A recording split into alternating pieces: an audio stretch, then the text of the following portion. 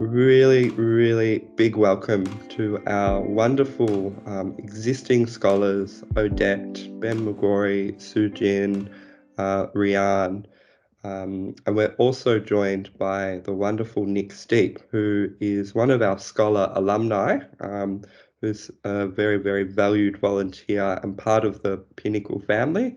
Nick does work with the Pinnacle family as rural, regional, and remote scholar liaison, and Nick will be joining us in the panel to maybe share some reflections about the work that they do.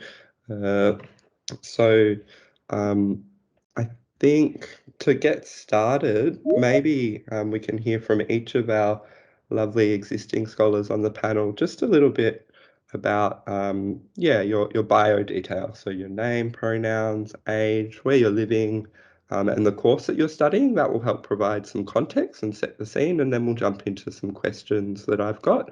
Or if any of our current scholars have got questions, you could put them up in the chat, or if brave enough, you can unmute and ask a question of our panel members who are so lovely and don't bite. Ben is just having some laptop issues, but to get started, maybe I'll throw over to you, Odette. Do you want to just share with us? Yeah, sure. So my name is Odette. Some of my friends also call me Dodie. But Odette, I would say, is the name that I go by most often. My pronouns are she, her. I'm 19 and going into my second year of university this year. I live in Lilydale, which is on Wurundjeri Wurrung land. And the course that I'm studying is a electrical and computer systems engineering and biomedical science degree at Monash in Clayton. So unfortunately not somewhere close to me, but it is what it is. Cool. Thank you so much, Odette. It's so wonderful to have you here. I might now pass over to Sujin just to introduce us. Yes, hello. I'm Sujin. My pronouns are she, her. I'm 23 years old. I live in Kogarah, New South Wales, land of the Bidjigal people of the Eora Nation. But today I'm in Wollongong, land of the Dharawal people, and I'm studying medicine at the University of New South Wales. Cool. Thank you so much, Sujin.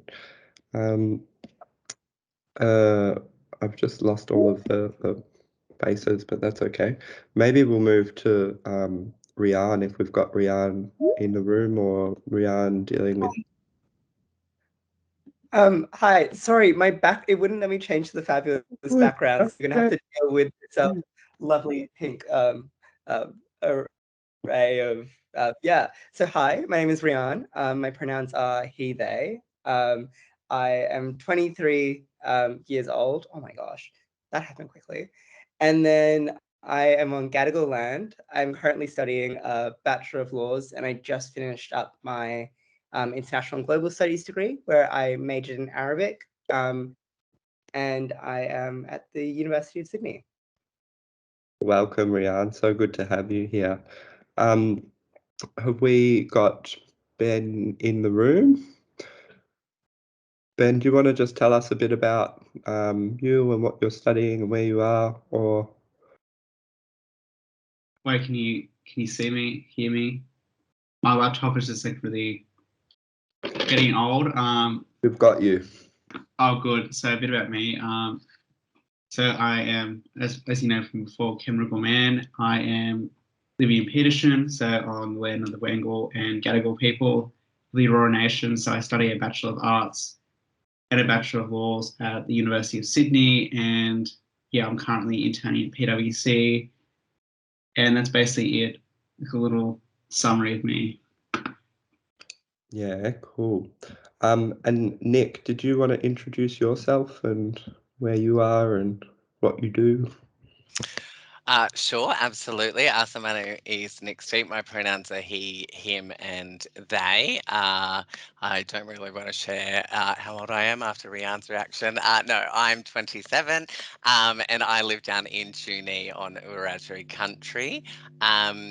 I was a scholar with Pinnacle Foundation in 2015, which was my last year of my Bachelor of Social Work.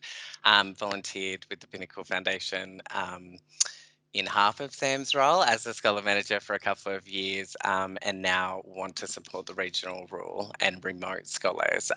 That's where my passion is, and I have that lived experience of living in a regional area. And my day job is I work at Charles Sturt University in the equity, diversity and inclusion space, and it's really lovely to be here with you all. So good. We love having you here again, Nick, and all of our scholars. So have I got everyone that I'm, yeah, cool. All right, I might kick things off with a question, or if anyone in the chat has a question or any of our scholars have questions, now is the time to ask existing scholars who have been in your shoes what those questions might be, but I'll get it started. Maybe we'll just each go around, and if you could all share with us, what advice would you give to our new scholars about undertaking the Pinnacle Scholarship Program? So just nice and broad, and just some general advice that you might give to our new scholars. Might stick with the same order, and Odette, will start with you if that's all good. Yeah, sure.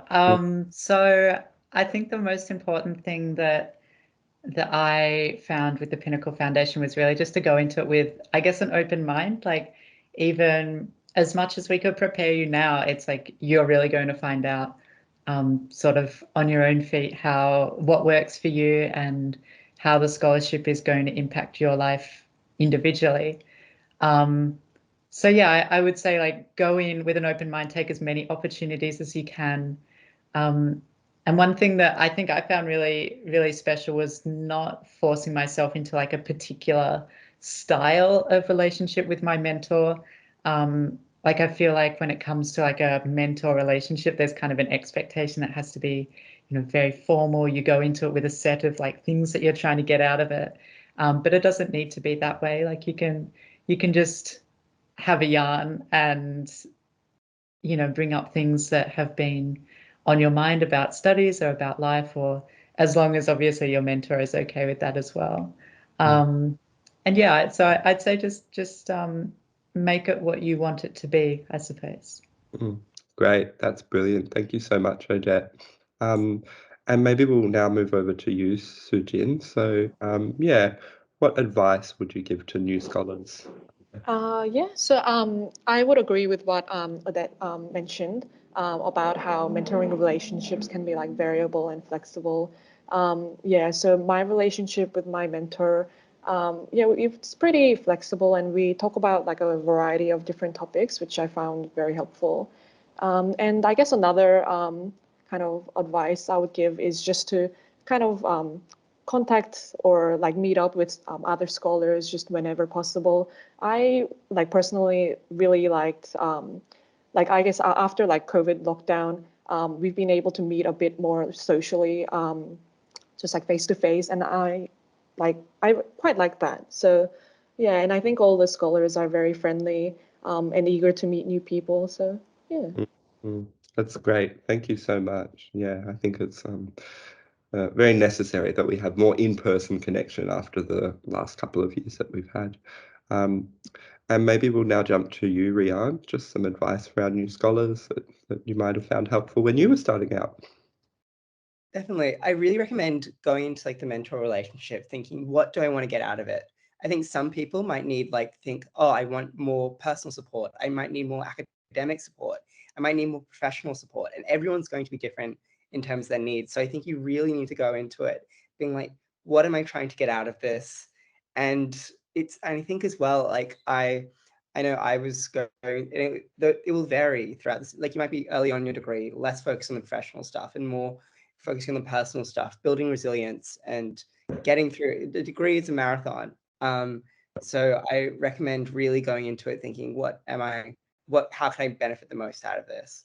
I also really recommend leaning on the Pinnacle community as a whole. There's so many amazing people who have been through the program, and so many people outside of that mentor relationship who have done things that you're probably going to want to do. I know, for example, in the legal space, I've been able to while I was figuring out what I wanted to do. We've got legal academics, we've got people in the public service, we've got commercial lawyers, we've got people who've gone off and done amazing things, gone into policy, and reaching out, being like, hey, how did you get where you are? Can we grab a virtual coffee? Or if you see other scholars who are planning on going the same area as you, having a chat with them, I really recommend reaching out in that wider network, because it's such a privilege, and it's also, great talking to other like-minded, driven people. Yeah. Oh, that's brilliant. Thank you so much, Rian, for that. That was just spot on. And what about you, Ben? Have you got any advice that you'd like to give our new scholars? I think my advice would be, everyone else has already said all the good points, but I think the thing I would say is just stay in touch with your mentor and just let them know where you're at. And I think one of the points that I remember was really helpful with my mentor when we first started having our catch-ups was just about scholarships and stuff like that. And my mentor helped point me in the direction of other scholarships, which have really helped me in like university studies and stuff like that. So just talk to them about what your goals are, what you're struggling with, and then from there it helps tailor the mentoring, that they can give you advice and opportunities. So it's really important that you meet with your mentor and you're honest with them, saying this is what my situation is, and just keep in touch with them. Like, it's not just like one semester thing, just keep in touch throughout the year. And that's the main point I would give. I love that. That point that you made about honesty. Just be real with your mentor about what you're going through and what you think might be helpful, and that can sometimes just speed things along a bit. So that was great. Nick, I might throw over to you now, just in terms of, you've been a scholar and probably have advice that you would give, but do you also have maybe some advice for scholars that might be, say, needing to do rural regional placements as part of their degree? And if any of that could be shared, I think would be really helpful, but maybe I'd put you on the spot. No, that's right. I 100% agree with what everyone else on the panel has said, and I think that extends to my piece of advice. Would be you get out of it what you put into it, and that just doesn't extend to your mentor relationship and kind of being open and transparent with your mentor about your goals and what you're going through, but the wider Pinnacle kind of community, because we're all here to support you. We want you to succeed, and it requires a two-way conversation about how we make that happen. So please be upfront. If there's any change in circumstances, or you're not really fleshing with your mentor after a couple of months, or you want some more support, so we can put you in touch with some alumni that are working in your area, which is what Rian said.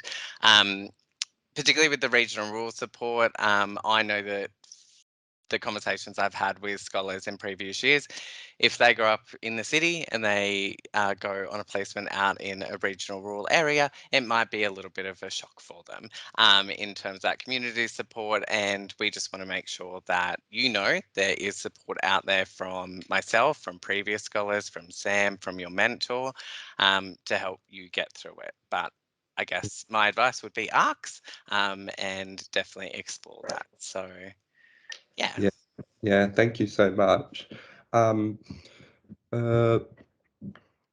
Okay, so I'm going to pivot now and put everyone on the panel on the spot. And I hope that hasn't caused too many nerves to jitter up, because we've just had a question come through on the chat. So how many of you still are actively involved with your mentor beyond the program, as it has technically finished? So I think that might be for you, Nick, but then I was like, aren't these all current scholars? They should still be talking to their mentor, surely. I'm still in touch with my mentor, even though it was, 7 years ago now. We actually got to live in the same town a few years after the ending of the professional Pinnacle mentorship, but I still value their advice and chatting with them and catching up with them to this day. And that has been a common theme from scholars who have finished with the mentoring relationship formally, that they have such a deep relationship and value that relationship with their mentor that they put in the effort ongoing to, you know, maintain that relationship, because it is such an invaluable part of the Pinnacle program and quite unique, I think, which is why I think Pinnacle scholars are extremely lucky to, you know, have such a wealth of knowledge and expertise, and we don't want to lose that either. So, you know, we have alumni engagement because Pinnacle wants alumni to come back in, be mentors down the track as well.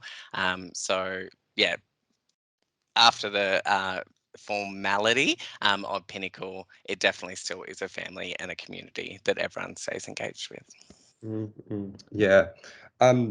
We've got someone with their hand up. So Leanne, did you want to ask a question? Is that why your hand is up? Or yeah. Yeah, great. Thank you. Hi, Ryan. Lovely to see you again. Nice to have a familiar face. I guess my question is, or for any of you really, about how you would kind of describe the transition from at the very beginning, like in the position where we are at the moment as new scholars, to maybe the second semester, or even like the difference between last year and this year, and how you found it and how you were able to find your feet and things like that. Great question, Leanne. I'd be happy to step up for that one. I was a new scholar just last year, actually. And I think, I suppose if I were to describe like the turning point, so to speak, for me, it was probably taking part in some of the in-person Pinnacle Foundation events and really actually realizing that I'm not just in a scholarship because, you know, I have certain academic achievements or something, and, you know, I'm being supported in that. I'm being supported by like a family of people, and that, you know, everyone here understands or has a similar kind of lived experience in their identity and in their life broadly. I think that was probably the biggest transition for me, going from like, oh, I'm just some university student to I'm actually part of the Pinnacle Foundation. When it came to my like mentor relationship, I guess I feel like it was just like any relationship that just builds over time. I guess there wasn't like a light bulb moment for that one, so to speak. But yeah, that was my experience at least. I'm also happy to chime in here. I've been with my mentor now for 4 years, which is, and I think during the beginning, I think I'm the type of person where it takes a while for me to like completely let my guard down in terms of like getting to that kind of personal stuff. So I know for the first semester, I think like he'd be like, oh, what's happening?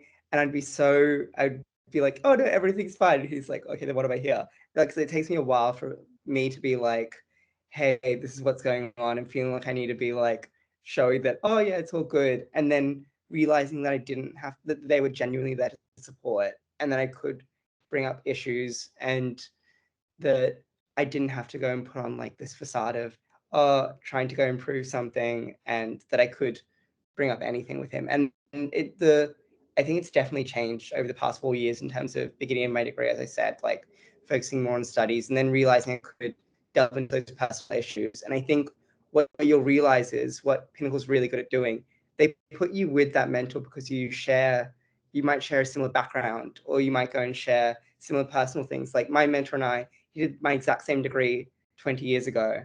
And like he also very similar life experiences to me. And being in the LGBT community, you'll often have that.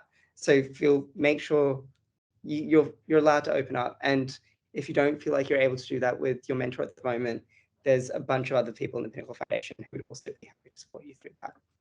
Mm-hmm. That was great. Thank you so much, Rian. I might ask another question from the list I've got here. And I'm going to pivot a little bit now. Just generally, could I ask, how do you lovely current scholars stay on track with your study goals? We'll go the same order. So Odette, did you want to start? Sorry. Yeah, sure. That's okay. I don't have it on me. I normally have it right next to my desk, but you know, semester break and all of that. I keep like a diary, which I think is the most the single most important thing for keeping me on track, at least. What I do at the beginning of each semester, as soon as I get access to like my course material, is like I write down in that like diary all of the dates of like major assignments and that sort of thing. And then every week I will, like usually on the weekend or something, I will like fill out the next week in my diary of like, you know, I'll watch a lecture this day, I'll do a workshop this day, I'll do, you know, I have like, I don't know, some team assignment to do here. And then that really, for me at least, that really helps me maintain my focus, like especially when it comes to deadlines. Like I don't have to have like all of the dates in my head and constantly be stressing about, oh, it feels so close and that sort of thing. But you know, I have this diary where I can look at it and I can go, well, actually I have all of these other, like I have plenty of time to get through this, and you know, I guess I've staged everything out, so it doesn't feel like it's just this one big, like for an assignment, for example, it's not one big hurdle that I just have to like sit down and finish the assignment all in one like sitting. It can be like I start it here and like I don't know, I make some adjustment here and so on. And for me, at least, that was the most important thing for at least last year, keeping on track. Yeah.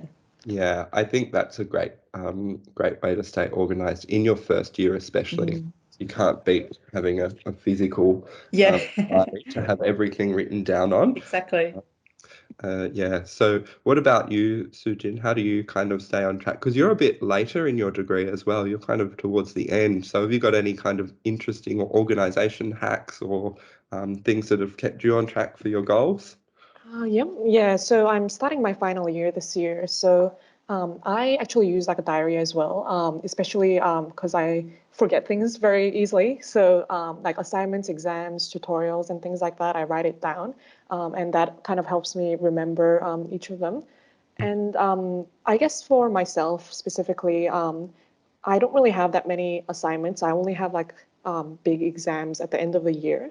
And I think in cases like those, it's kind of difficult to gauge like how much you're supposed to study, like in order to get to that exam. So I guess for myself, what helped was I tried to ensure that I had a routine. So we get like a list of cases of like different health conditions. So each day I would study one case. And then if for some reason I can't study a case that day, I would hold myself accountable and I would make it up some other time. So I think that kind of helped me to kind of stay on track with my goals. Yeah, cool. That was a great response. I think organization is really, really key, but then also breaking things down for the bigger ones is very necessary.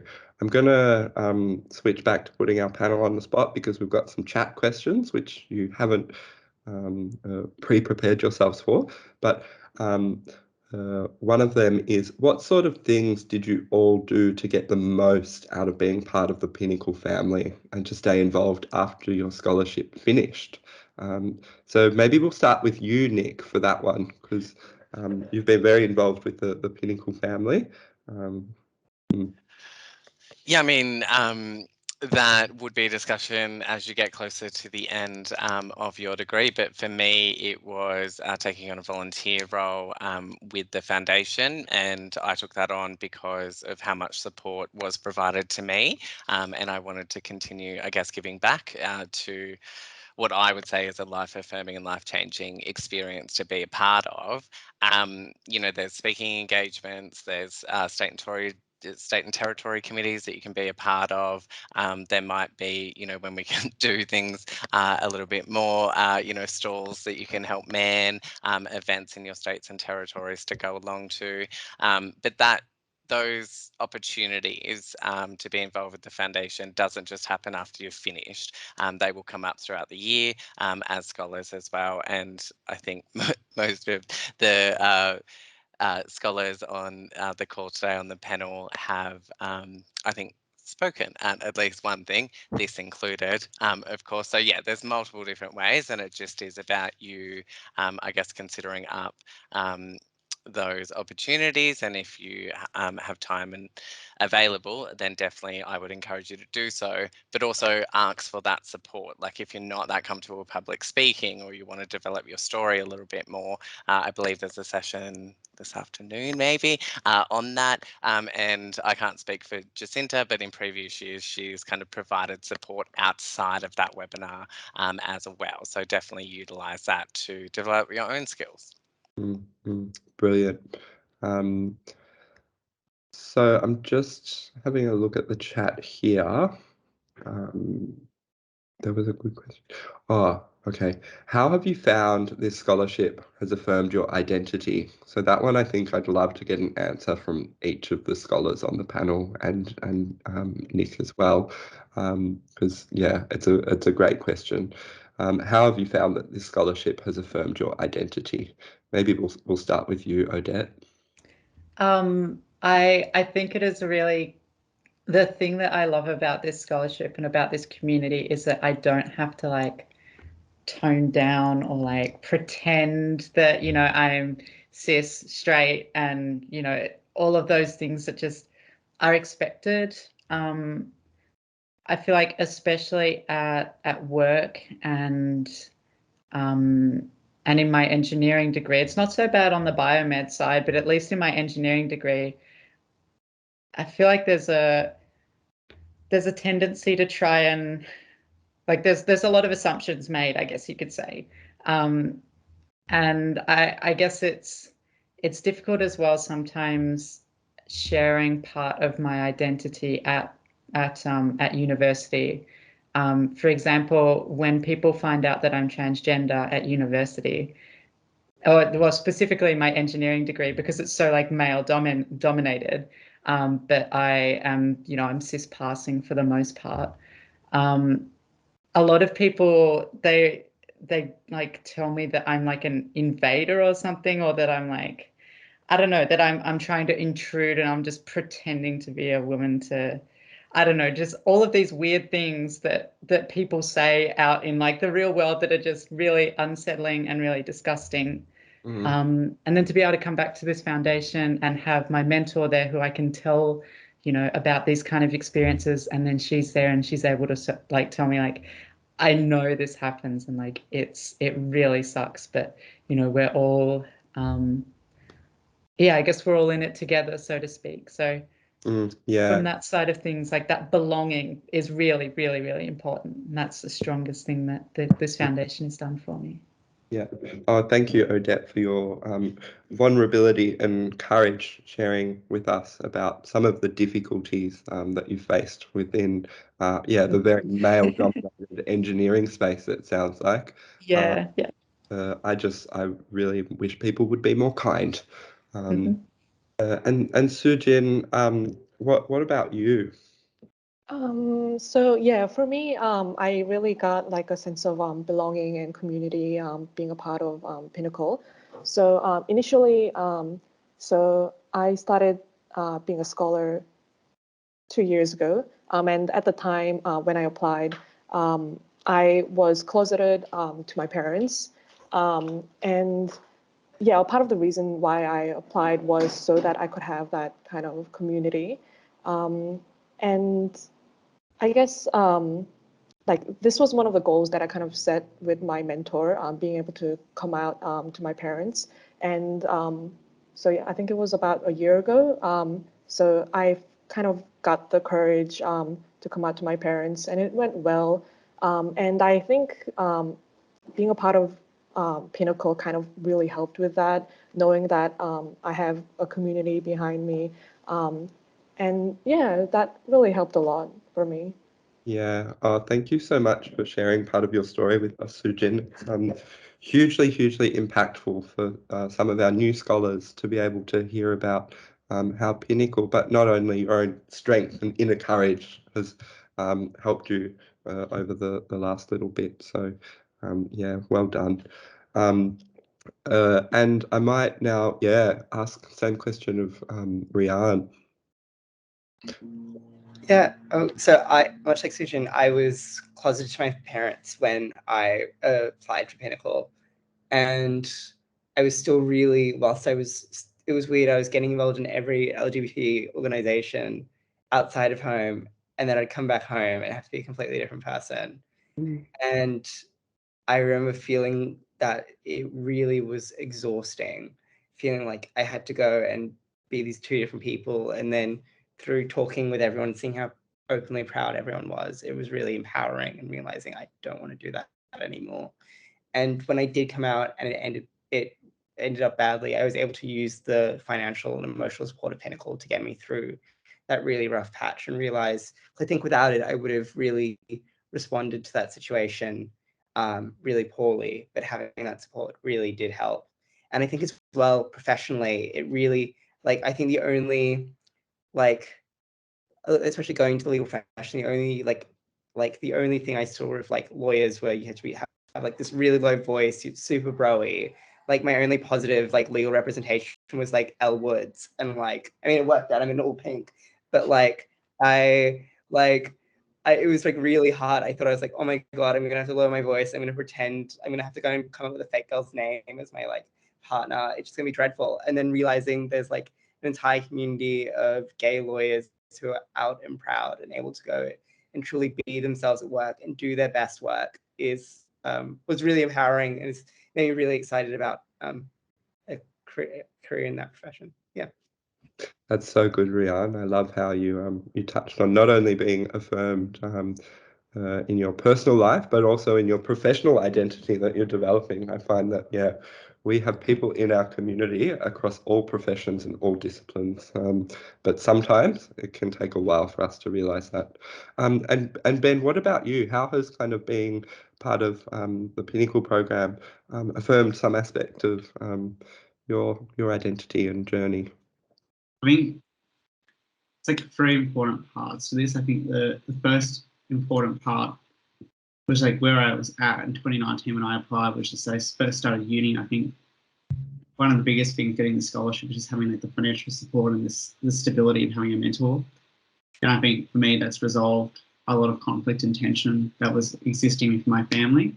And it's allowed me to step back, get some guidance from my mentor on how to deal with cultural things and stuff like that, and how to like steps and advice to like solve things with my family, which has been really good. Mm-hmm. And I think the second point is just in terms of at university, having a scholarship enables you to basically come in and then basically be able to write about your identity in the classroom and just get up and speak about it, which is hard to do on Zoom, but you just got to, you get your confidence right, being a part of this community, and you speak your truth. And I mean, that's one big thing. And the third part is just knowing when you're out in the community and stuff like that, you're going to meet people that are going to be nasty. Mm-hmm. And so having this family, so having a thick skin, so you know at the end of the day, you're not alone. There's people you can talk to. So when people tell you your kind don't belong in your profession or other things, you know you have a community to fall back on, and you know that there's, BS and you just ignore it. But three key things that I've got that have been affirmed since I got the scholarship. Mm-hmm. Brilliant. Thank you so much. Nick, did you want to speak about anything there, or I don't know, how have you found ways to affirm yourself as Pinnacle alumni, maybe? Or is it?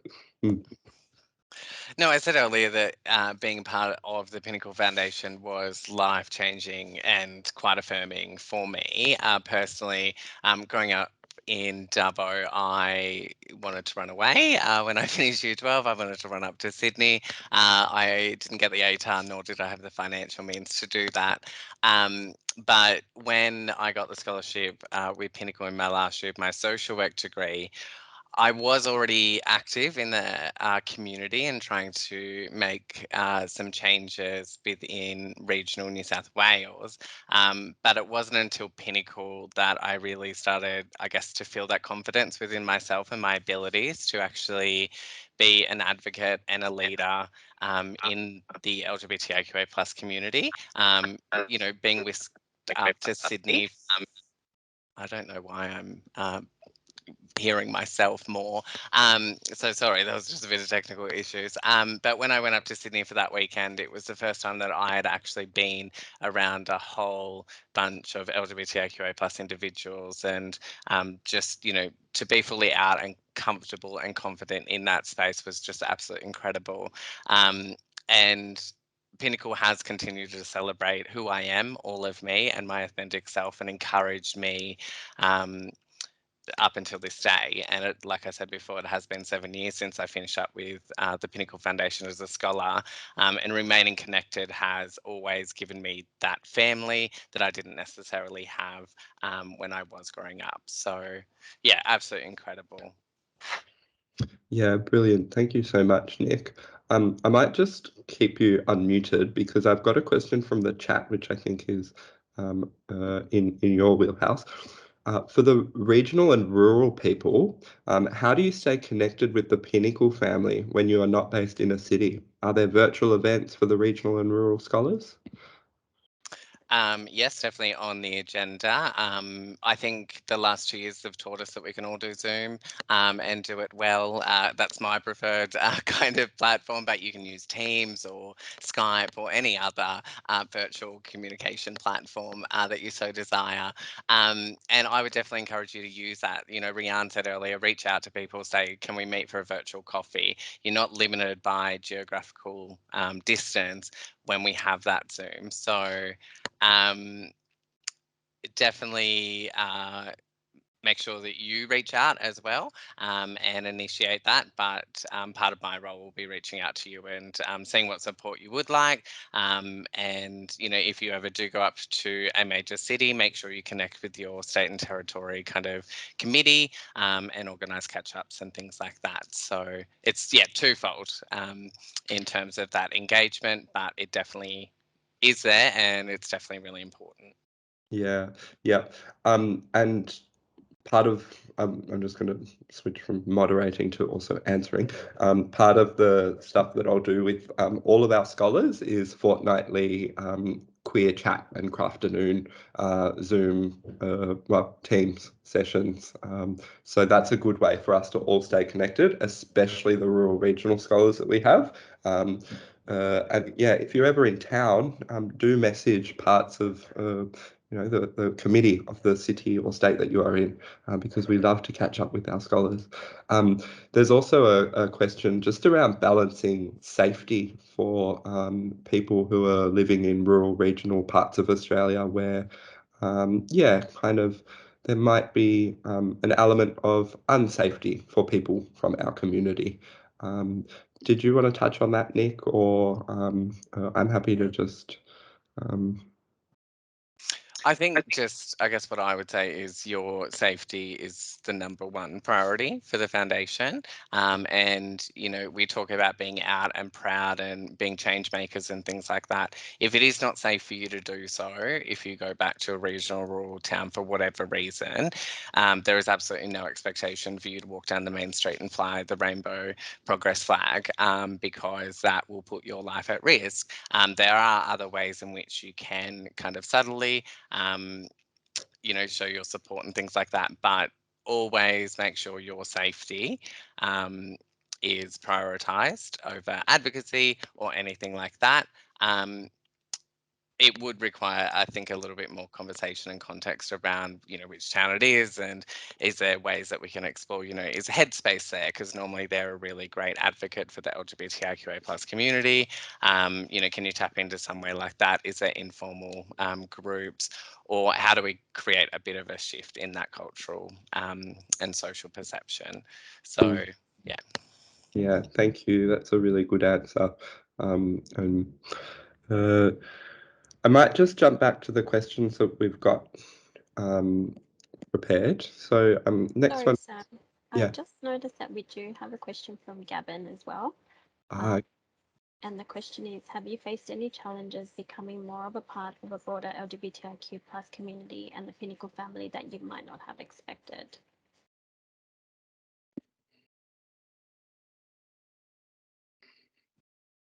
So who might have an answer to that one? I Oh yeah, go for it. No, you go. You go, Odette. You go. Okay. When I became part of the Pinnacle Foundation, I started wearing like a trans flag lanyard around university. I discovered that did not go down terribly well. I think it was one thing to wear like a pride flag, which I still continue to wear. I have it here somewhere. I wear that one to work as well.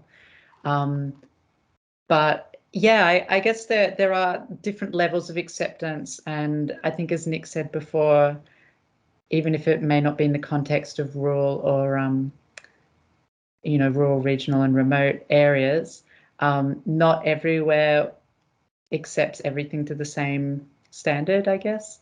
I would say that's probably been the only significant thing that, again, biomed was fine. It was just engineering for some reason. I'm not sure exactly why. But that was probably the biggest challenge that I faced, becoming more of like an advocate and speaking about my identity more rather than just, shoving it under the rug sort of thing. Thank you, Odette, for sharing that with us. On this point, I think extending on what Nick said, I know I found like because I had to stay closeted for a while for safety reasons, and I think a lot of rhetoric around the LGBT community is like out and proud, and I'm like, I can't do that at the moment, especially being a young person where you've just come out of high school, you're probably not financially dependent, and you're in a very vulnerable situation, and feeling like there's like this rhetoric of, oh no, you need to be out. But if it's not safe, there will be plenty of time, and we're all here to support. And I think, and then on top of that, I think I've noticed, like, I think as part of like the broader LGBT community, I think there are a lot of, whilst like in terms of gender and sexuality, I think a lot of issues are like in terms of that space, like there's still work that can be done. But I noticed, like, especially being a person of color in the LGBT community is particularly difficult. And I think I've been really proud to go and see Pinnacle really go and like always put diversity in all its forms at the forefront of the organization, and keeping on doing that by really engaging with getting more Indigenous scholars into the program, and allowing me to go at, like, I've done a few speaking events through Pinnacle, and allowing me to talk about my experiences being a person of color within this community, because I think there's that weird intersection, and it can be particularly difficult. But yeah. Thank you, Rian. Yeah, I think sometimes staying in the closet is a really necessary safety thing for people in our community. But in this space here, we're very able to understand that. And yeah, sometimes over time we invite people into how we experience our gender and sexuality, and that can be a easier way to conceive of things than kind of this pressure and emphasis on coming out that sometimes comes across. I'm just going to get my questions up again. And how are we going for time?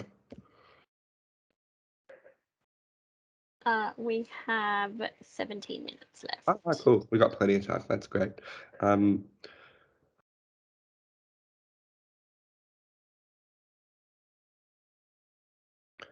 What about the question, what is it like being queer or part of the LGBTIQ community in your profession?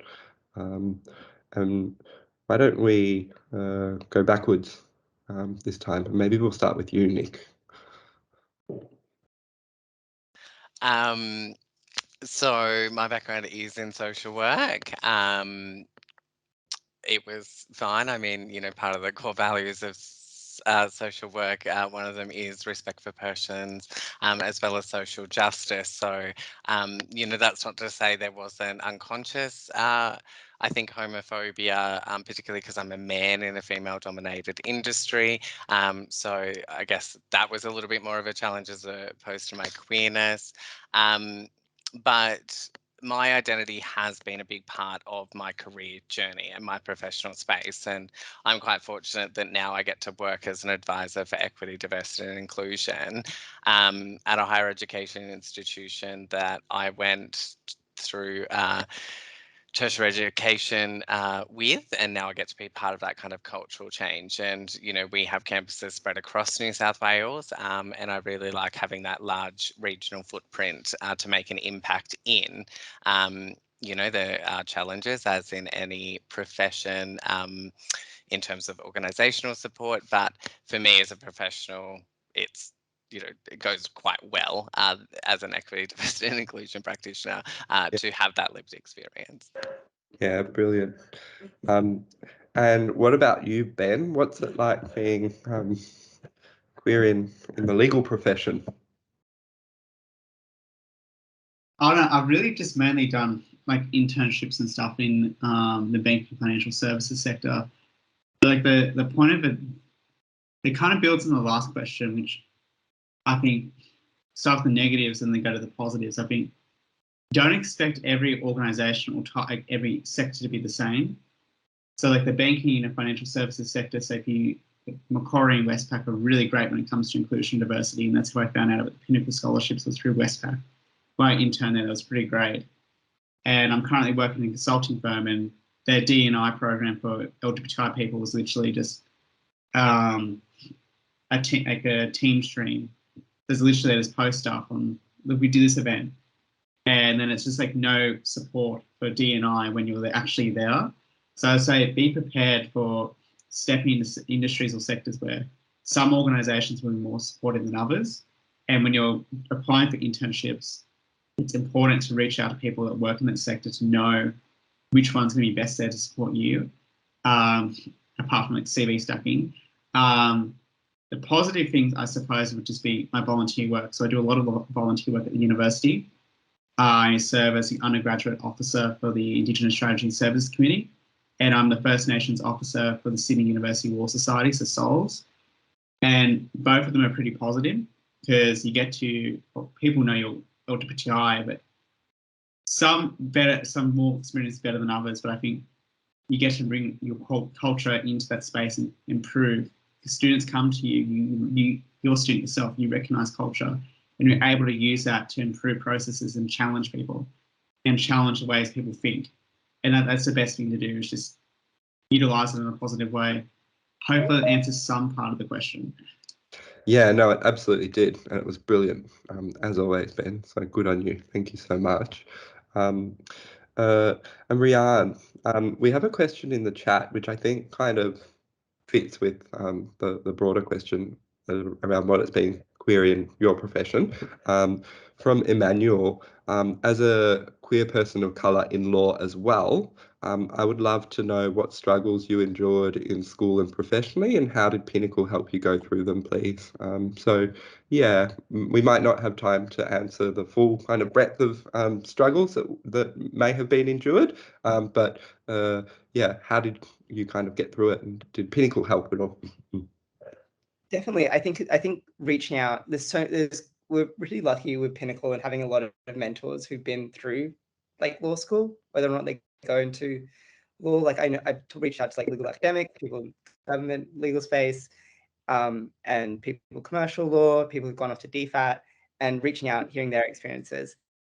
I think so I'm now in commercial law space, and I think when you get to the more like, I think if you look traditionally, it was quite a bro-y space. Like it was super like, I wouldn't call it the most queer friendly, but then now I really like everyone be gay. Like legal profession is quite gay, I've realized, but there's still like a lot of issues. I think like in terms of the diversity space, it's generally like being a queer person of color. I think like when I often notice in a lot of these things when they are talking about diversity, it's generally like only like white cis people who are kind of at the front, and then as a queer person of color, not seeing myself represented it can be quite difficult, and people not realizing that intersection. But I think as well, being in law school and going to legal profession, I think it's particularly interesting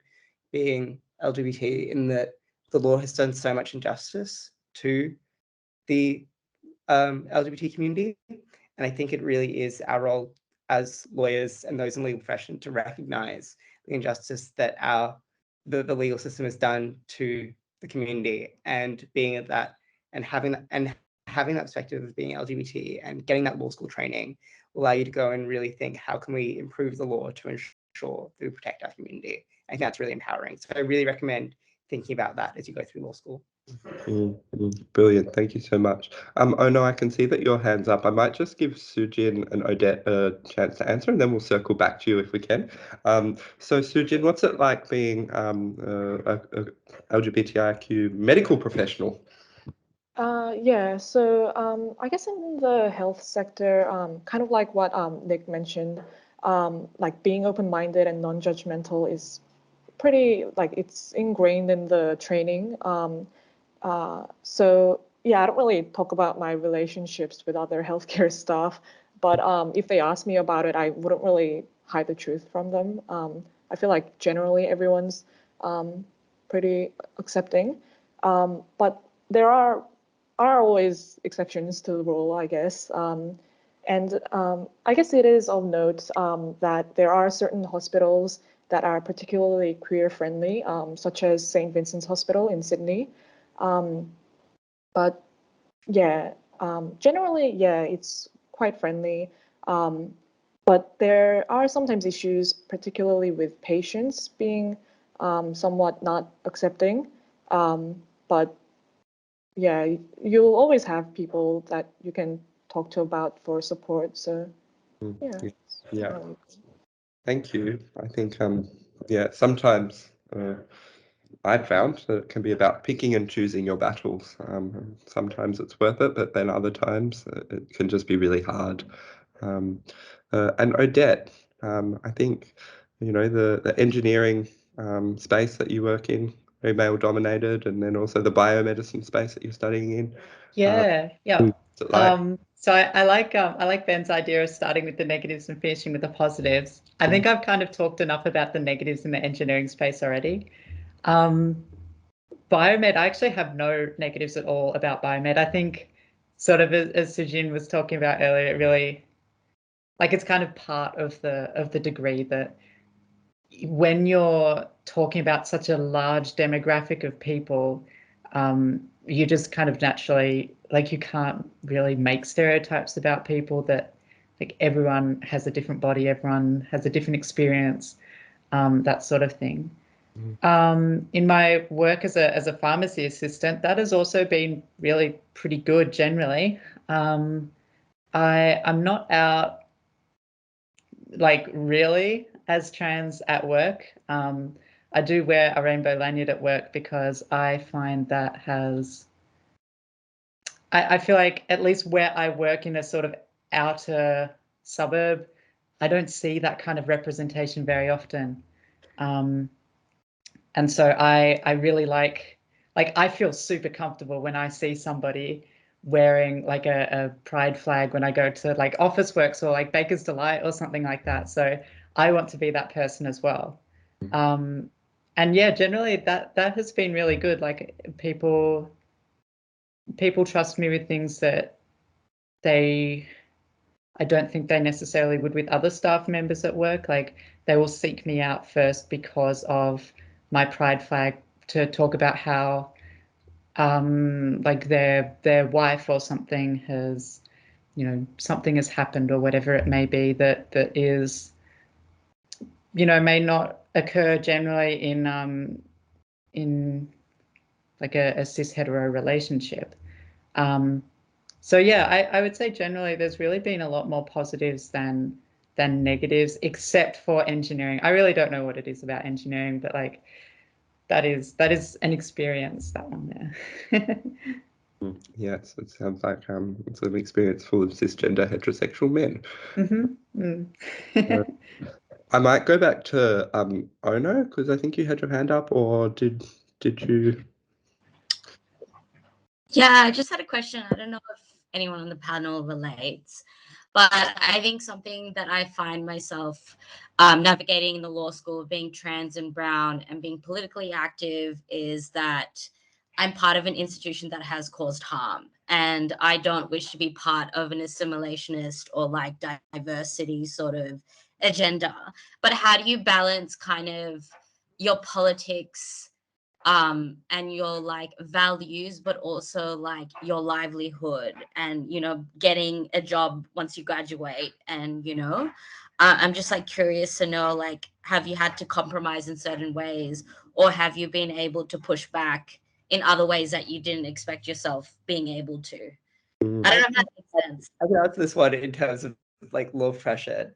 Like, I remember I was talking to my boyfriend the other day, and I was just like talking about how much I hated capitalism for like a good hour.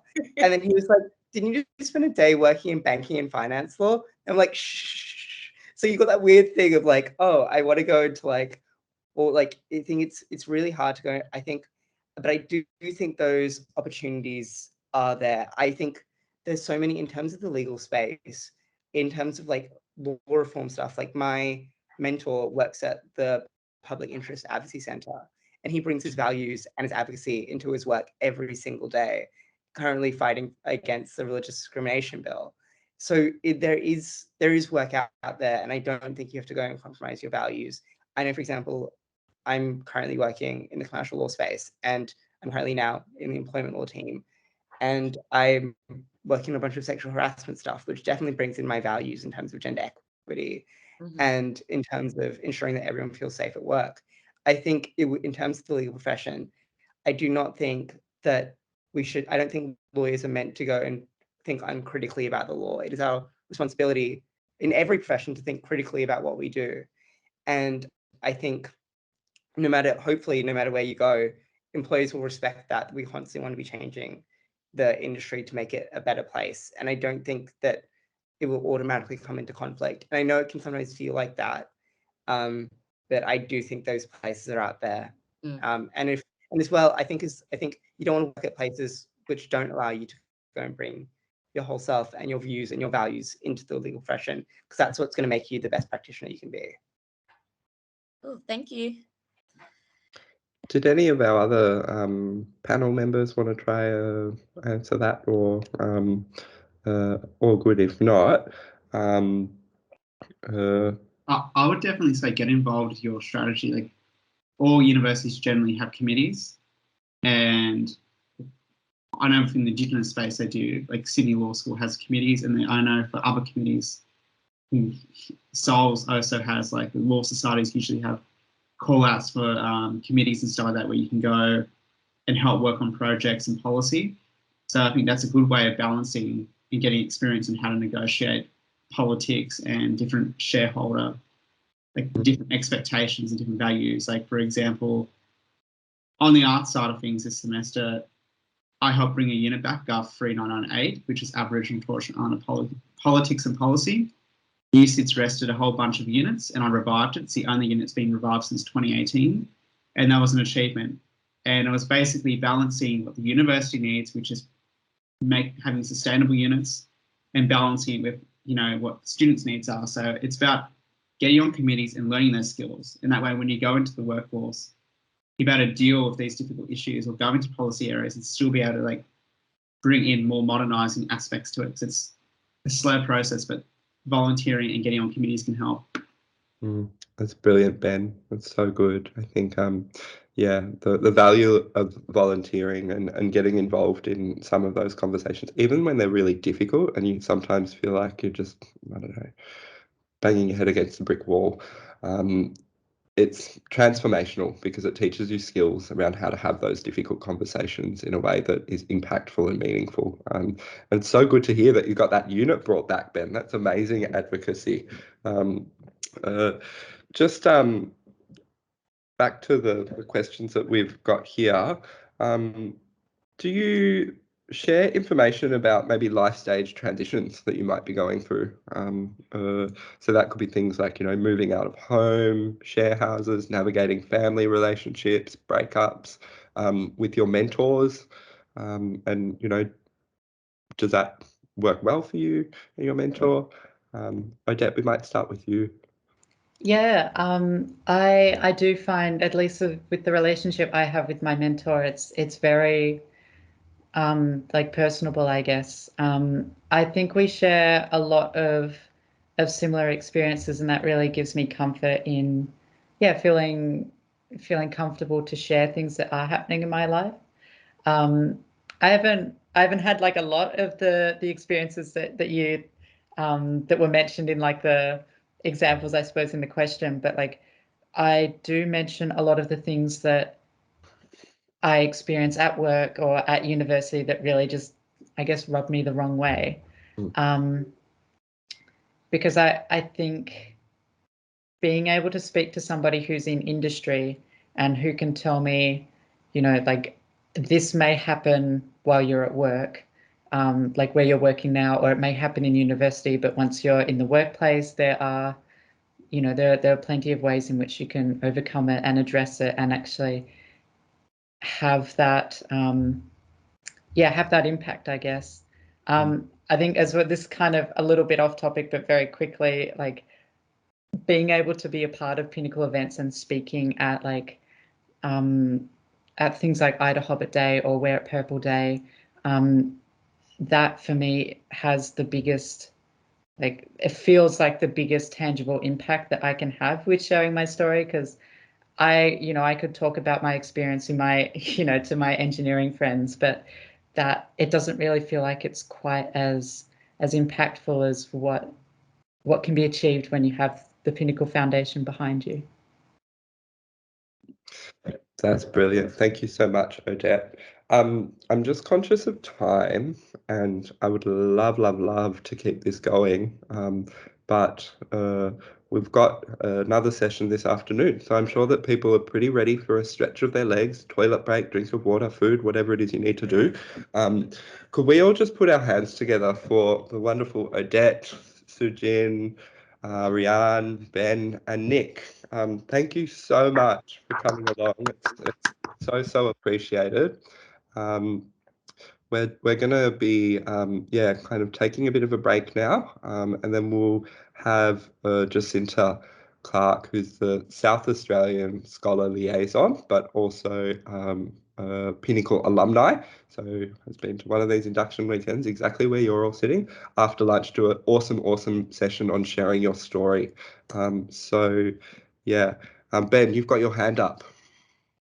Yeah, I just want to say, because I think someone asked earlier, that we do have a Facebook chat for the New South Wales Scholars, and Sujin and Rihanna in there as well. We need to work out how to add all the New South Wales Scholars in. Just send one of us a message and we can add you. Otherwise, eventually we'll just go on the website and pull out the scholar names that are in New South Wales and add you to the Facebook group. Yeah. And we are trying to organise a face-to-face catch-up sometime soon. So it'd be great to see some new faces there and organise it in a COVID-safe way. But yeah, we do have a Facebook chat, so get involved with that.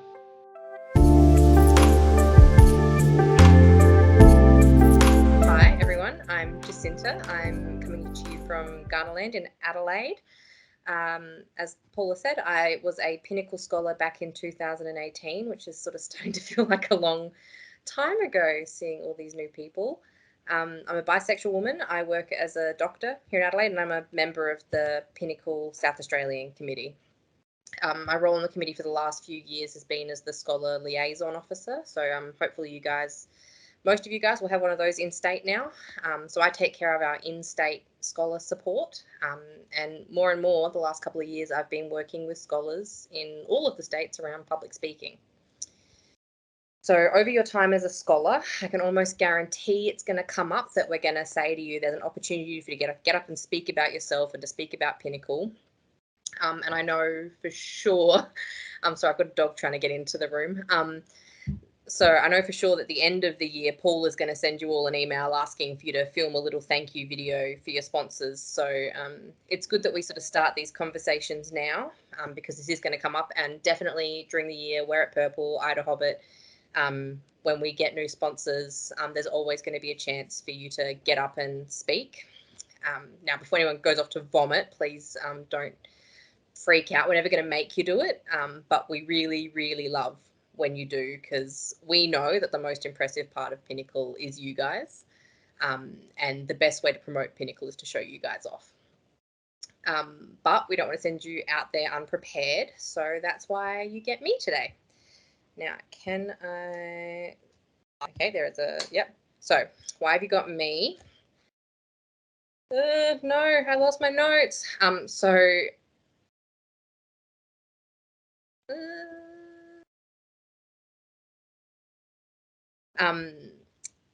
I am not just a random person from South Australia who's teaching you about public speaking. The reason I'm doing that is because I fucking love it. I'm a massive public speaking nerd and have a really strong belief in the power of stories, and the power that they have to inspire people to action. Or in our case here, to inspire people to donate to Pinnacle, and so we can provide more scholarships. But I do have some real qualifications. In a past life, I was really heavily involved and worked for World Vision. And that was like sort of pretty heavy, sort of 25 to 30 hours a week for about 8 years. And the major part of what I did with them was public speaking. The first year I worked with them, I gave 112 talks over 5 months. So you can imagine World Vision trained me pretty hard to make sure I was giving the best possible speeches on their behalf. And then after that first year, I did a little bit less talking myself and started training other people to do the talking. And over that time, I have written and drafted and presented an absolute shit ton, I think is the scientific term of speeches.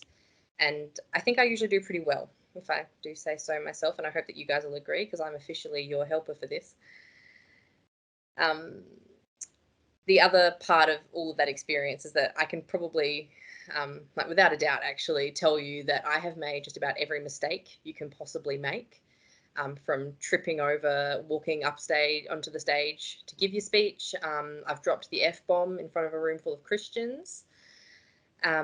So any fears that you have about public speaking, I can tell you I've done it. And I can tell you that you're probably still going to give a pretty good speech anyway. And that audiences are actually pretty forgiving.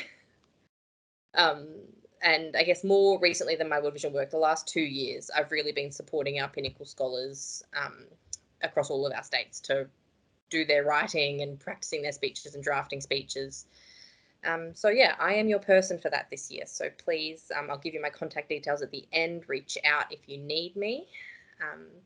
But today we're going to have a bit of a rundown on my favourite way to give a speech.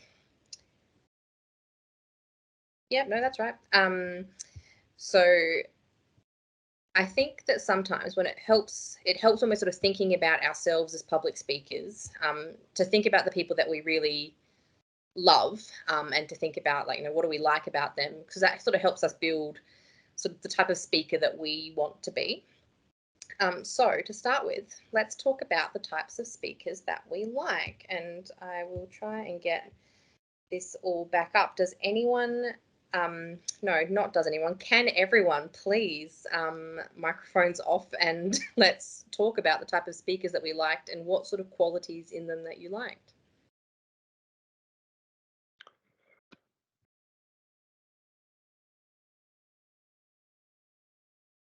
I'm going to say one of my own mentors. Her name is Star Lady, and I just love her authenticity and the realness that she brings to kind of public speaking things that she does.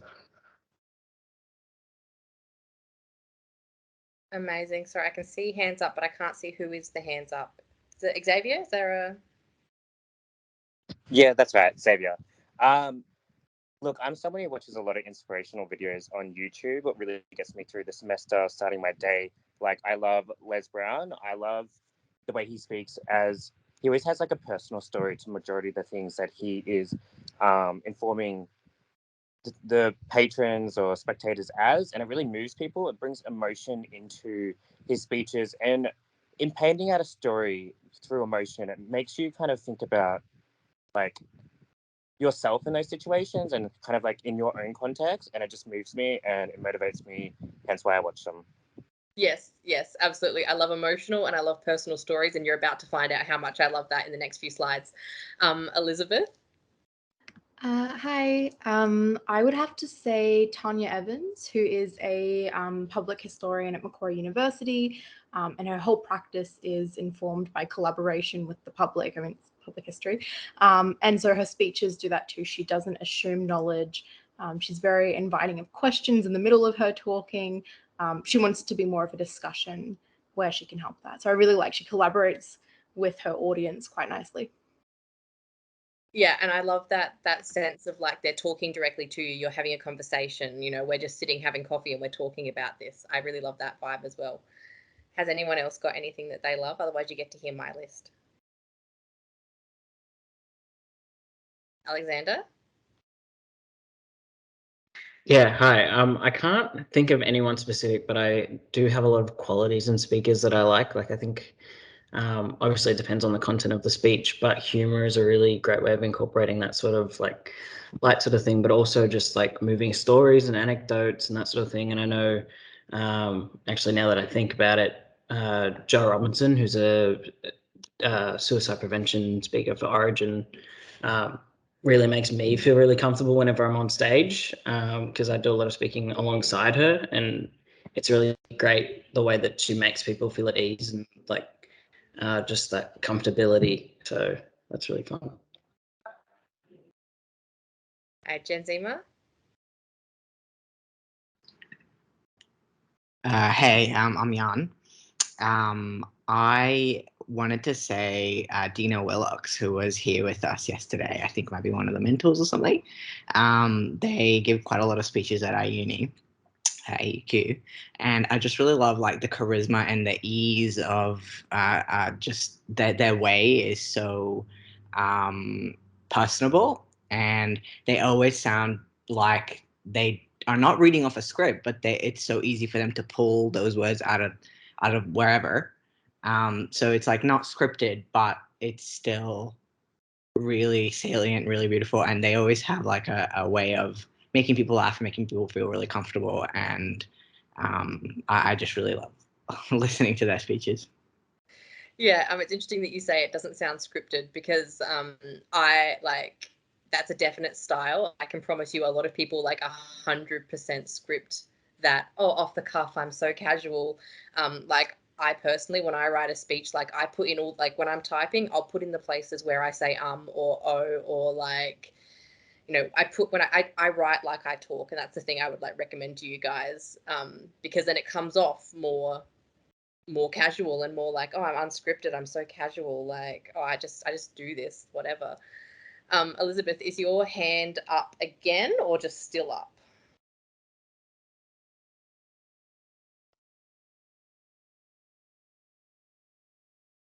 Still up. Okay, great. Does anyone else have anything they wanted to contribute before I move to my little list that I've got here?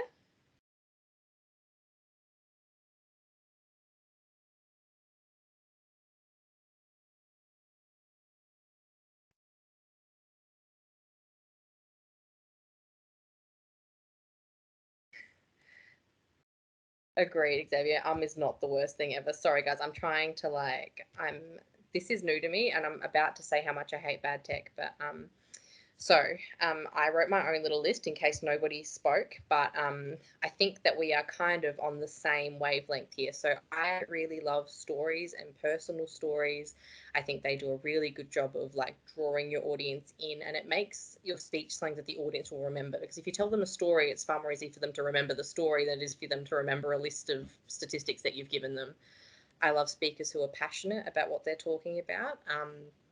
Thankfully, you guys will be talking about yourselves, so hopefully you're all really passionate about yourselves and Pinnacle and all the difference you're going to make in the world. I also like funny. I like vulnerability. I like that casual style and the sense that someone's talking directly to you, that it is casual and I could ask questions if I needed to. I like clever analogies, and I like people who come off as confident. I think that makes a real difference, and that is definitely something that you can, like, what's that, fake it till you make it? So now, what about speakers that you absolutely hated? Hopefully none of those examples come from these 2 days, but we've all sat and listened to lecturers or talks or assemblies that we really disliked. So let's hear it, team. Leo? I was just going to say, I often find that lots of those motivational speakers, especially in like kind of the TED Talk setting, I just find if there's nothing relatable about them, that it's just really hard to get through what they're saying. Because if you have nothing to relate to them on, it just seems, I don't know, I just really can't get through their speeches. So yeah, I know you're not a real person. Why am I listening to you? Yeah. Yeah, that person, Renee Brown, I'm sure that works for some people, but I had to sit through some of their talks in high school and it just like was grating almost. I just didn't like what she was saying because I just couldn't relate at all. Yeah, so I'm sure it works for some people, but if you can't relate, it can be really hard to get through. Yes. Katie chucking in monotone there. People who contradict themselves. Kyra, monotone jargon. Yeah, agreed. And Eloise, yeah, using things that don't really work in the context that you're talking in. People who force you to say good morning and act enthusiastic. Great. Now, Leanne, your hand is up. Yeah, sorry, I don't know if I'm unmuted. My computer's really slow. I was going to say that often, like, we see speeches, or at least I see speeches most often from politicians who can either stand out as like absolutely incredible, like Jacinda Ardern, and like as soon as you said who's a bad speaker, Bob Katter came to mind, and Scott Morrison. And sometimes seeing people, particularly politicians, speak can just be so painful. Yeah, I think that I know some of the things we're talking about, people who come off as disingenuine, like I can't relate to you, you're not a real person, all of those things come into that as well when you're listening to some of those speakers, not to name any names, but yeah, Scott Morrison definitely just doesn't come off as a genuine guy a lot of the time, which I think is very real. Arrogance and confidence, agreed. And there are more hands up. I should have had like multiple screen option going on here.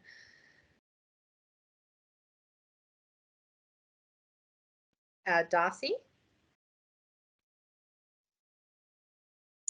Sorry, can you hear me? Yep, you're good.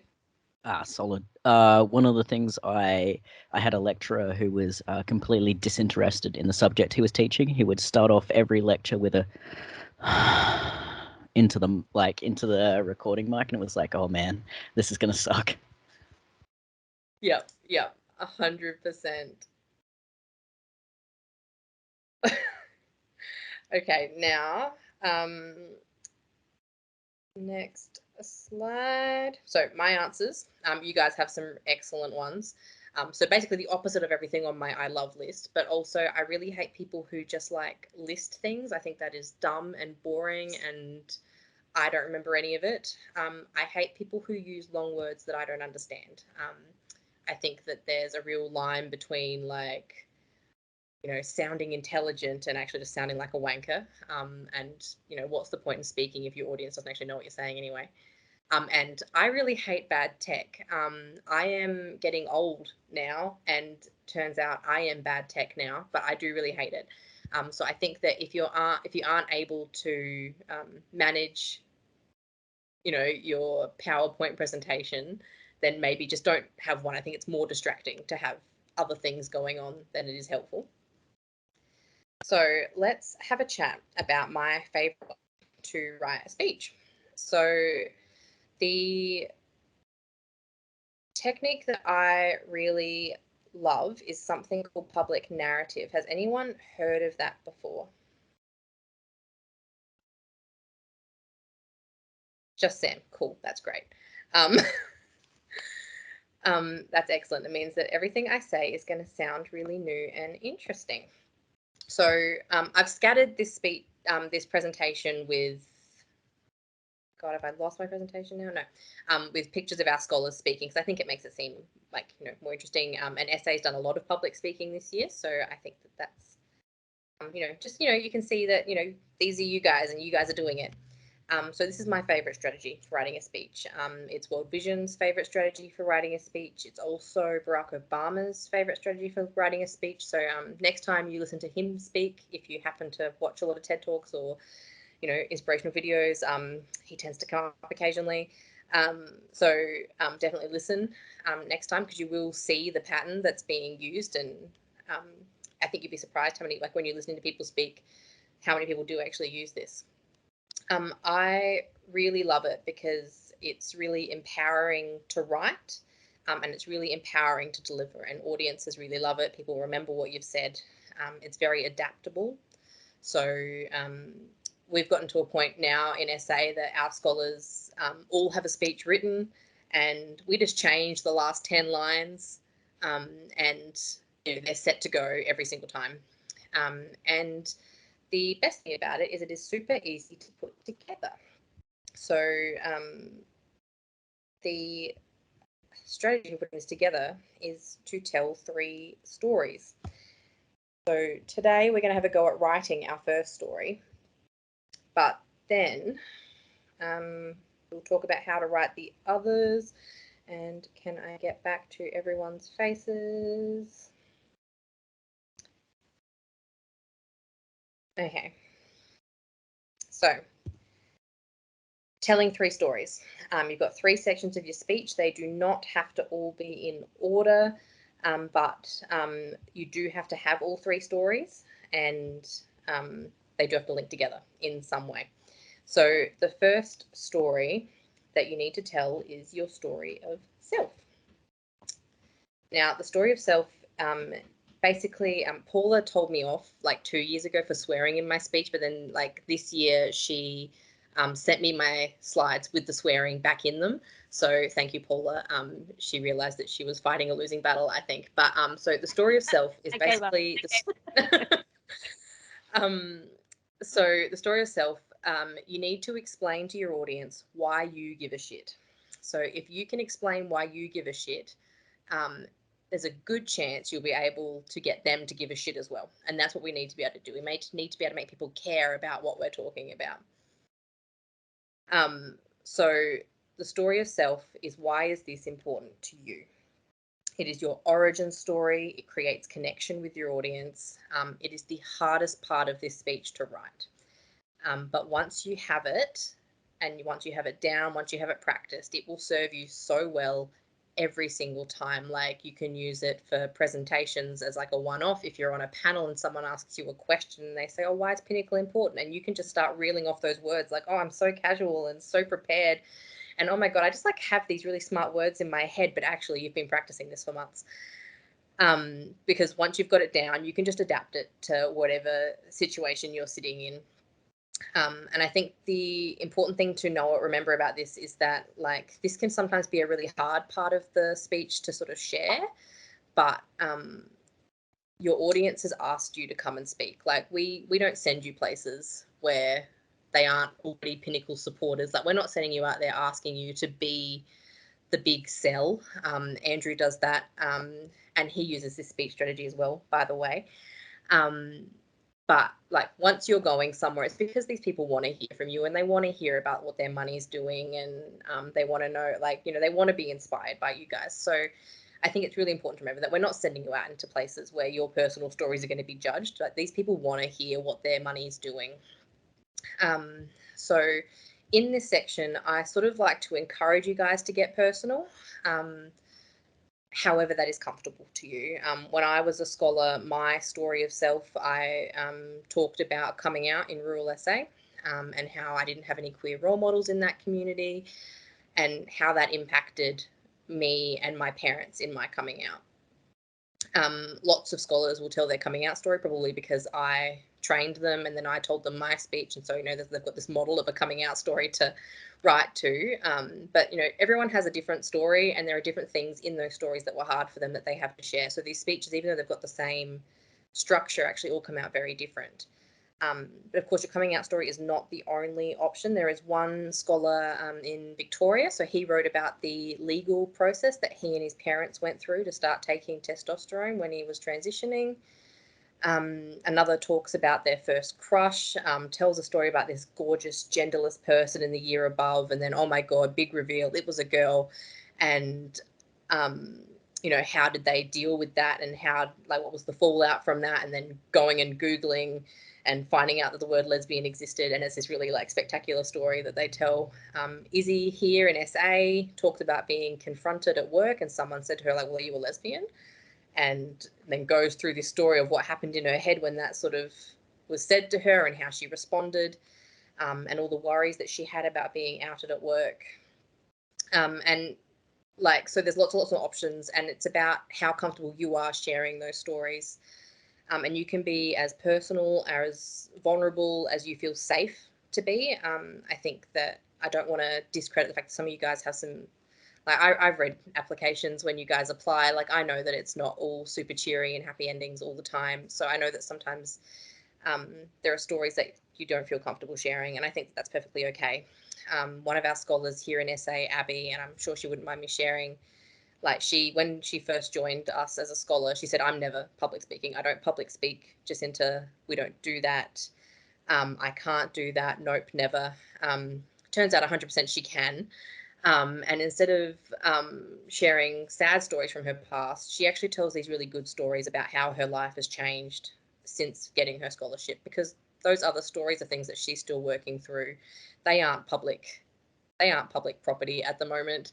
And I think that's perfectly okay. And she still gives a super inspiring speech, being able to talk about the difference that Pinnacle has made in her life.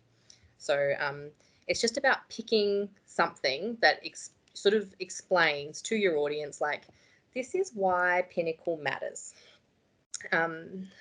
So that is your story of self. Does anyone have any questions yet? Am I talking too quickly? I don't want to, because I do that. Otherwise, we will keep going to the next story. Everyone's good?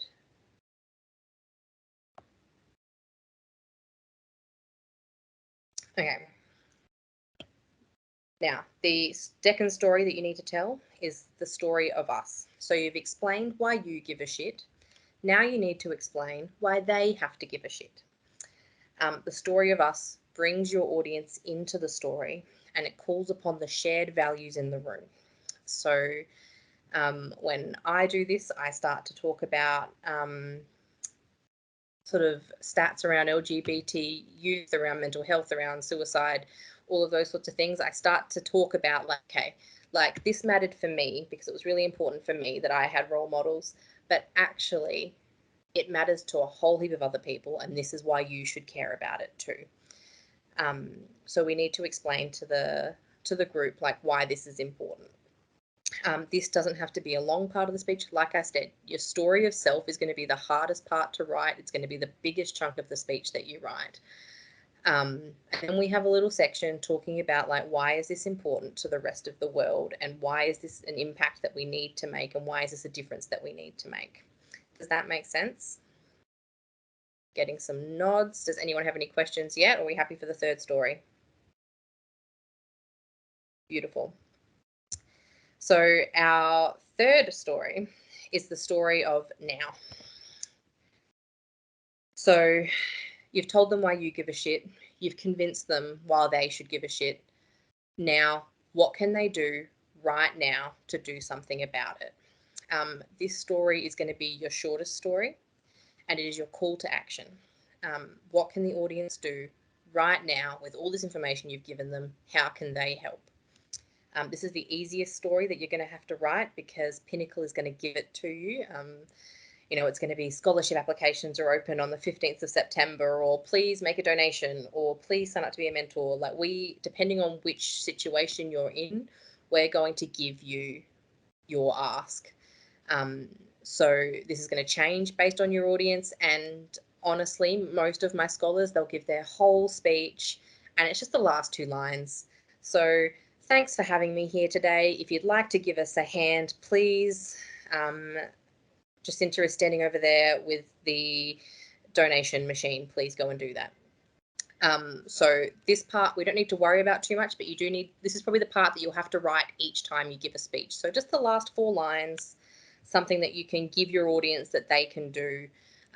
You know, we always have a reason why you guys are going somewhere. So it'll be to raise money, or it'll be to educate, or something like that. So this will always be given to you. And if you're ever not sure on what it is, the person who told you to do the speech, say to them, what's our ask? What do you want me to say? And we will give it to you, I promise, because we have very smart people who work on all of these things for us. Now, we're still good. Any questions? We are still good. So Sorry, now, I think we yep. have Xavier. Is there any barriers of how personal we can get, say, in such a situation where potential donors incorporate fundraising? How do you mean? Yeah, I'll just take my mic off. So, say if we're in a situation where there's potential donors or corporations who will fundraise on behalf of the Pinnacle family, is there any barriers which are too personal? Say, as like my coming out story is pretty much to do with like me being a sex worker and stuff like that. Would there be any like bias, like, you know, some things I would have to be careful with so I don't, you know, potentially fuck up the possibility? Look, this might also be a question for Andrew as well, but I'm also think happy to that- jump in if you need, Jacinta. yeah, I think that this is a thing that we can handle gracefully, and I think there's a big difference between saying this is my past and how things have changed versus saying, you know, Pinnacle helped me be a sex worker. There's a very different vibe with those things, and so I think as long as it's part of the previous story, and like I said, I'm here to help you edit your speeches and things like that. So if there are parts of the story that get too intense, or I'm like, oh, that kind of clangs as I read it, like I'll tell you that. I'm very honest. We'll tell you if that's not going to sound okay.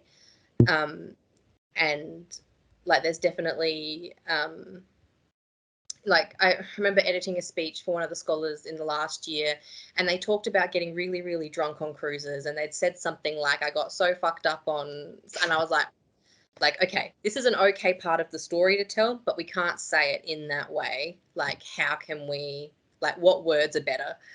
And, you know, and that's fine. There's a part of her speech where she talks about how she got really, really drunk and kissed a girl, and it actually comes off really okay. So I think that there are ways to tell those parts of your story. Because we want to, I think it's actually really important that we're genuine and honest about why does this matter? Like, why is this important? Like, what is Pinnacle helping you move forward from? You know, what's the path that you're reclaiming, and, you know, where did you, you know, where have you come from? And that's, I think that's, you know, genuine and important. I don't know if Sam has anything to add to that.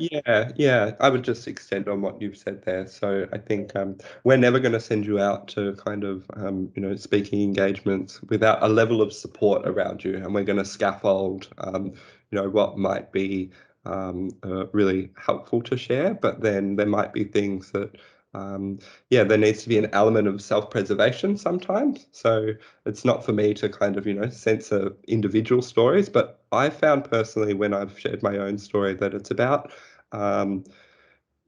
sometimes the worst thing that can happen when you do share your story is you get up there and you feel really vulnerable afterwards and like you've been under a microscope. So I find personally sharing my own story in a way that helps me feel stronger about my story is the most helpful thing when I am in those kinds of situations. So there'll always be a level of support that will wrap around you with these speaking engagements, and really good to have Jacinta sharing how to do this now.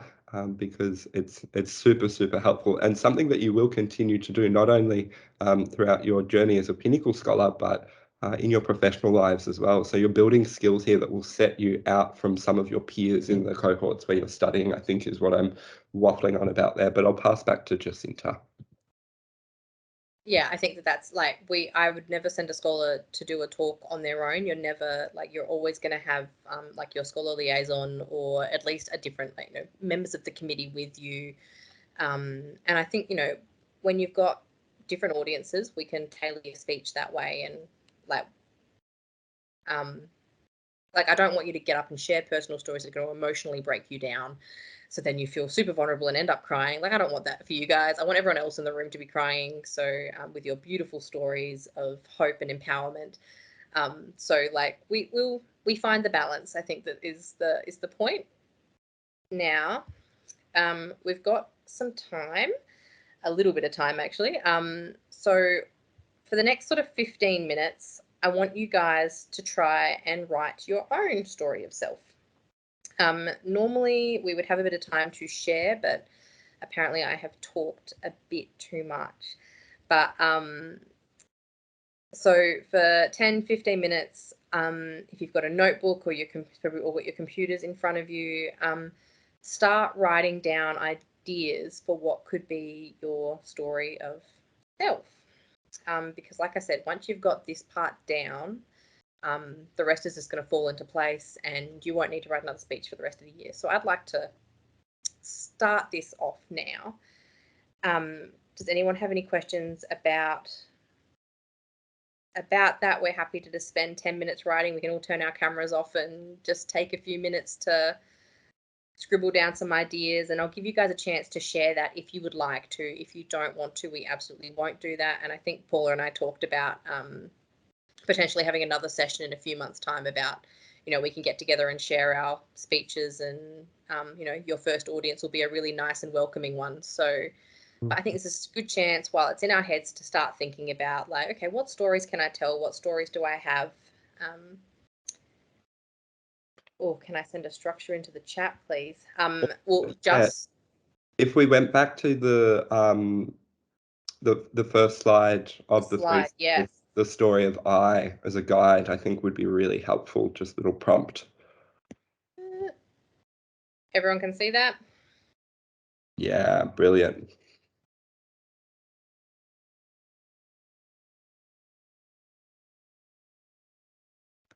All right, so I'm putting a timer on. You've got 10 minutes.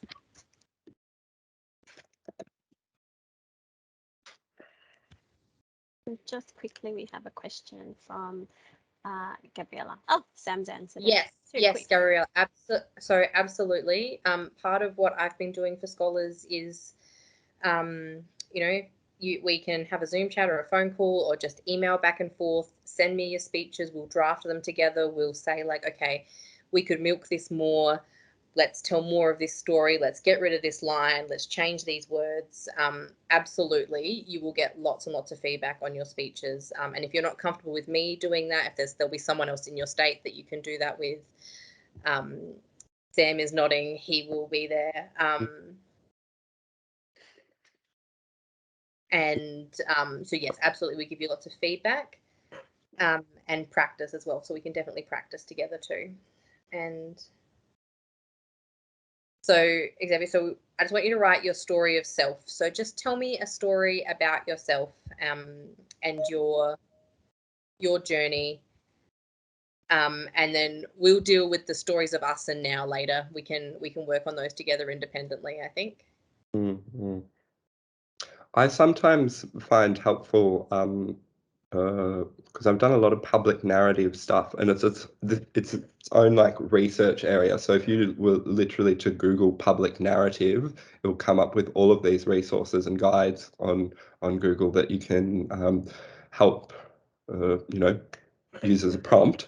But I find it helpful to conceive of the story of self as the story of I, because it's really about you as an individual and your own personal story, the story of self. So yeah, I think public narrative sometimes has a couple of different names, and it can be either the story of self, we and us, or the story of I, we and us. And yeah, there's no right or wrong way to do it, but I find starting the process and then maybe using drafts is a good way to work through it when I've done this previously. Yeah, exactly. If you Google public narrative, you'll get YouTube videos and you'll get all sorts of stuff. So like if you're super into it, we can do that later. But just start writing your own story. Like start just like, tell me a story about yourself and why it's important to you that Pinnacle exists, and we'll go from there.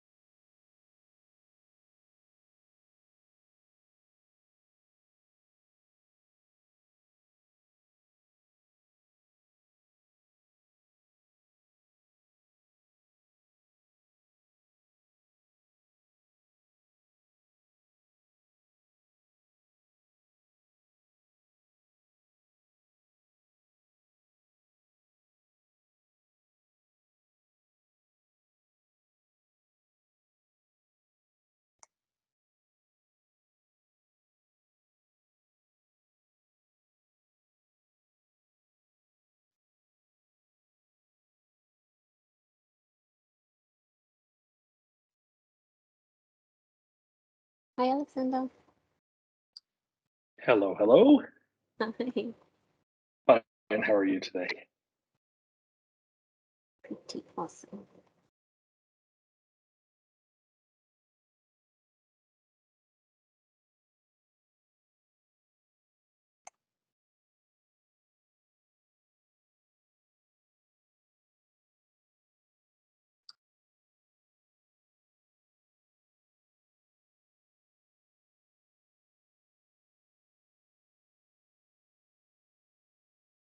All right, team, we're probably like 3 minutes left.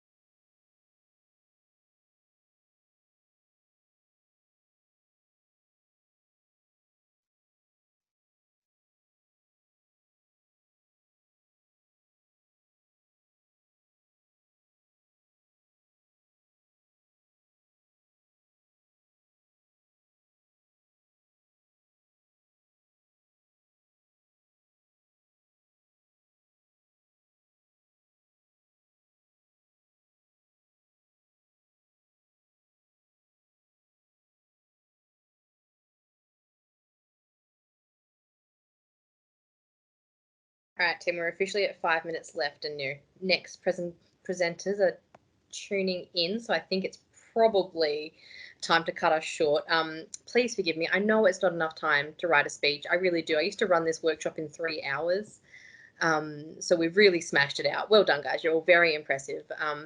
Does anyone have anything they want to, like, any thoughts that they've had trying to think of that really quickly before we move on to the last couple of notes?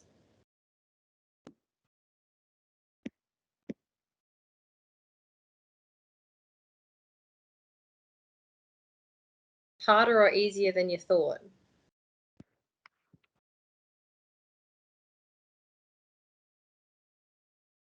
Love the participation.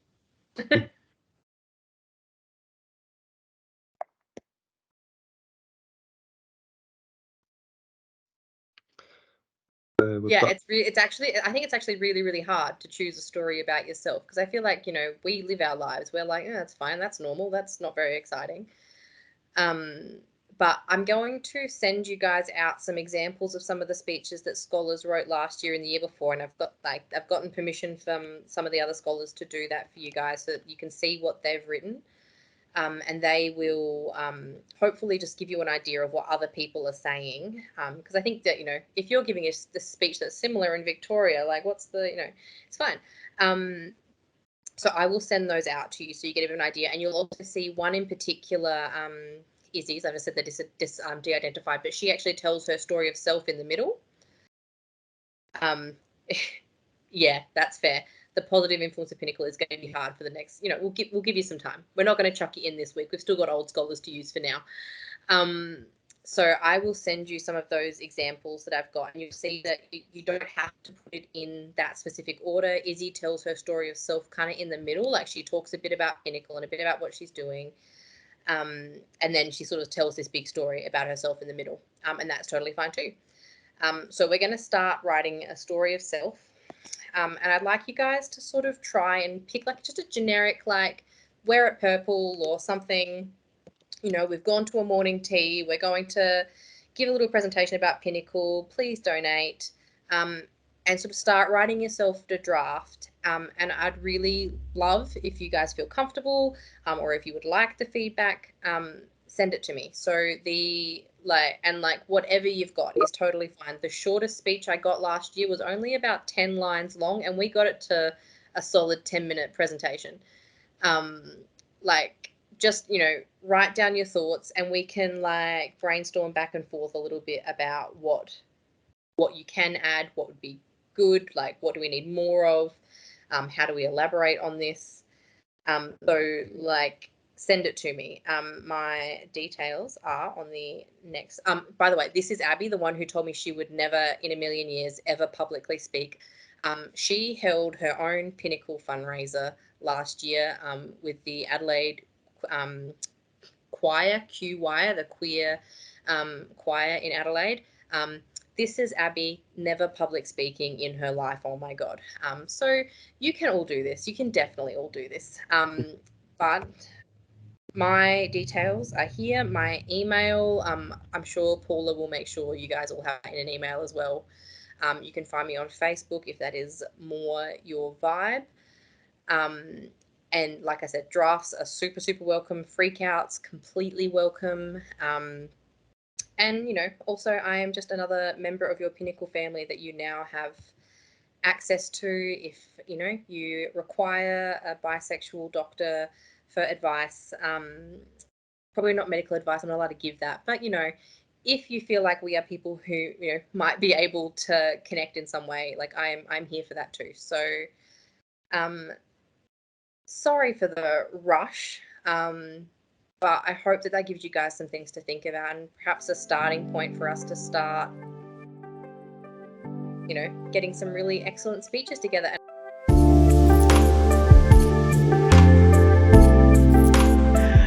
It's really good to see so many happy smiley faces. As Paula said, I'm Tim Lai and I'm your marketing manager.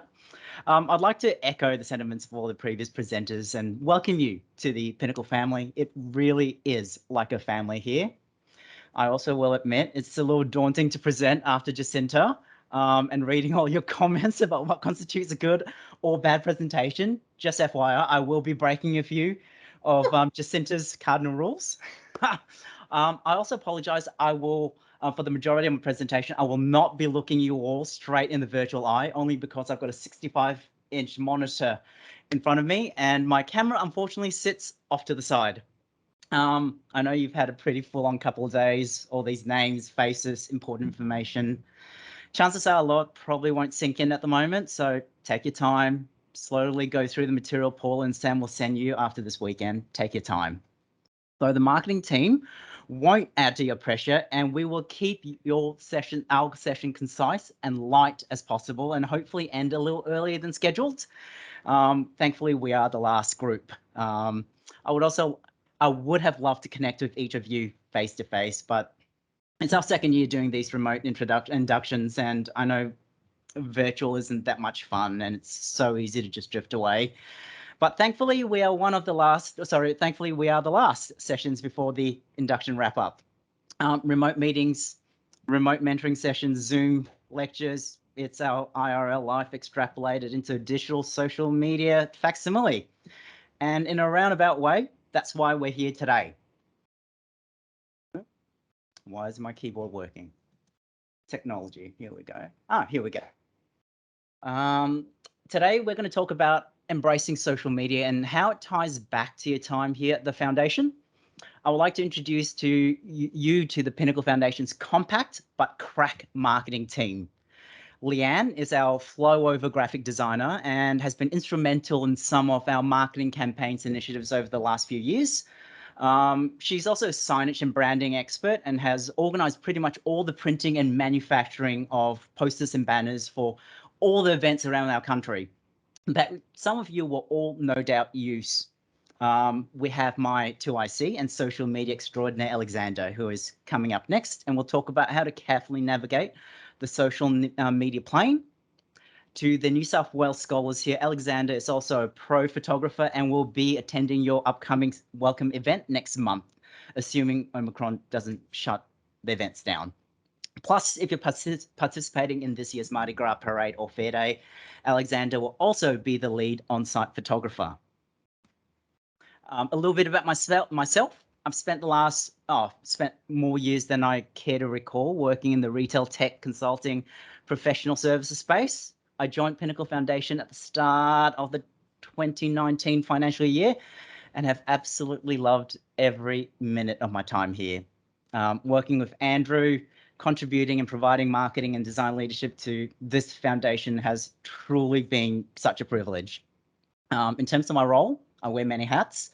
Apart from marketing leadership, I am also graphic designer, web content manager, event management, videographer, photographer, state committee support, pretty much all-rounder. Outside of my time here at the foundation, I volunteered a few other LGBTIQ+ and POC charities and groups. I'm an aviculturist, ecoculturist, food and travel content creator. To get the elephant out of the room, if you want to see more of my ugly face, you can actually tune into Lifestyle Foxtel channel or Channel 10 as I'm on a little show called Gogglebox Australia. I share the couch with my sister Leanne, who you saw earlier in the previous slide as our flow over graphic designer.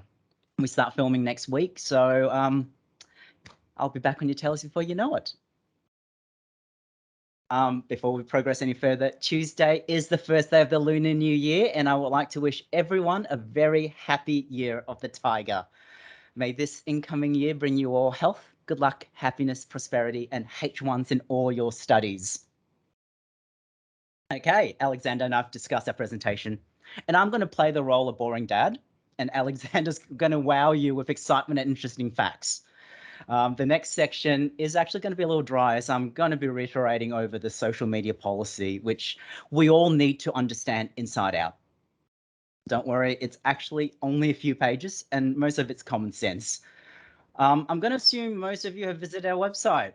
By show of virtual hands, how many here knows where our policies and governance documents exist on our website? You don't count, Sam. Okay, that's okay. That's not a problem at all. We're just going to go over some of the more pertinent points, but I highly encourage you all to go online and read it in its entirety, just in case you don't know where it is. Here we go. This is the URL, and the documents can be located under the menu heading Learn, Resources, and Policies and Governance. Paula will make sure this presentation is made available to you after this weekend, so you don't need to take any notes down. This policy is actually intended to provide clarity to everyone on how to conduct yourselves on social media. It will allow all of us to find a voice across the various digital networks, all the while protecting the interests of the foundation. Okay, when we mention social media, social channels, or the digital space, we collectively, the collective scope of social media policy extends to all online and offline collaborations and comms tools, applications, and apps. Social media has become such an important and integral part of our daily life. As mentors, scholars, volunteers, employees, and directors, it's very important that we remember how quickly words and images circulate. Everything you like, you comment, you post, you share online has a digital permanence. This footprint is accessible by anyone looking, even after you delete it. Believe me, take it from someone who's in the public eye. Nothing is private. No post is personal. Okay, the social media policy. Number 1, you must avoid any statement that might bring the Pinnacle Foundation into disrepute. Anything that may harm the goodwill, reputation, or disparage the Foundation's brand or that of our private and corporate partners. You must not share confidential information, initiatives, intellectual property of the Pinnacle Foundation obtained during your dealings, including but not exclusively relating to your scholarship, finances, your foundation release research, donors, plans, or policies. Pinnacle Foundation is a safe space and will respect the privacy of everyone connected. As such, you must respect the privacy of your fellow scholars, your mentors, Foundation team members, and volunteers. Dealings with anyone in the Foundation must at all times be kept confidential. You and I are here due to the philanthropic generosity of our private and corporate donors and volunteers.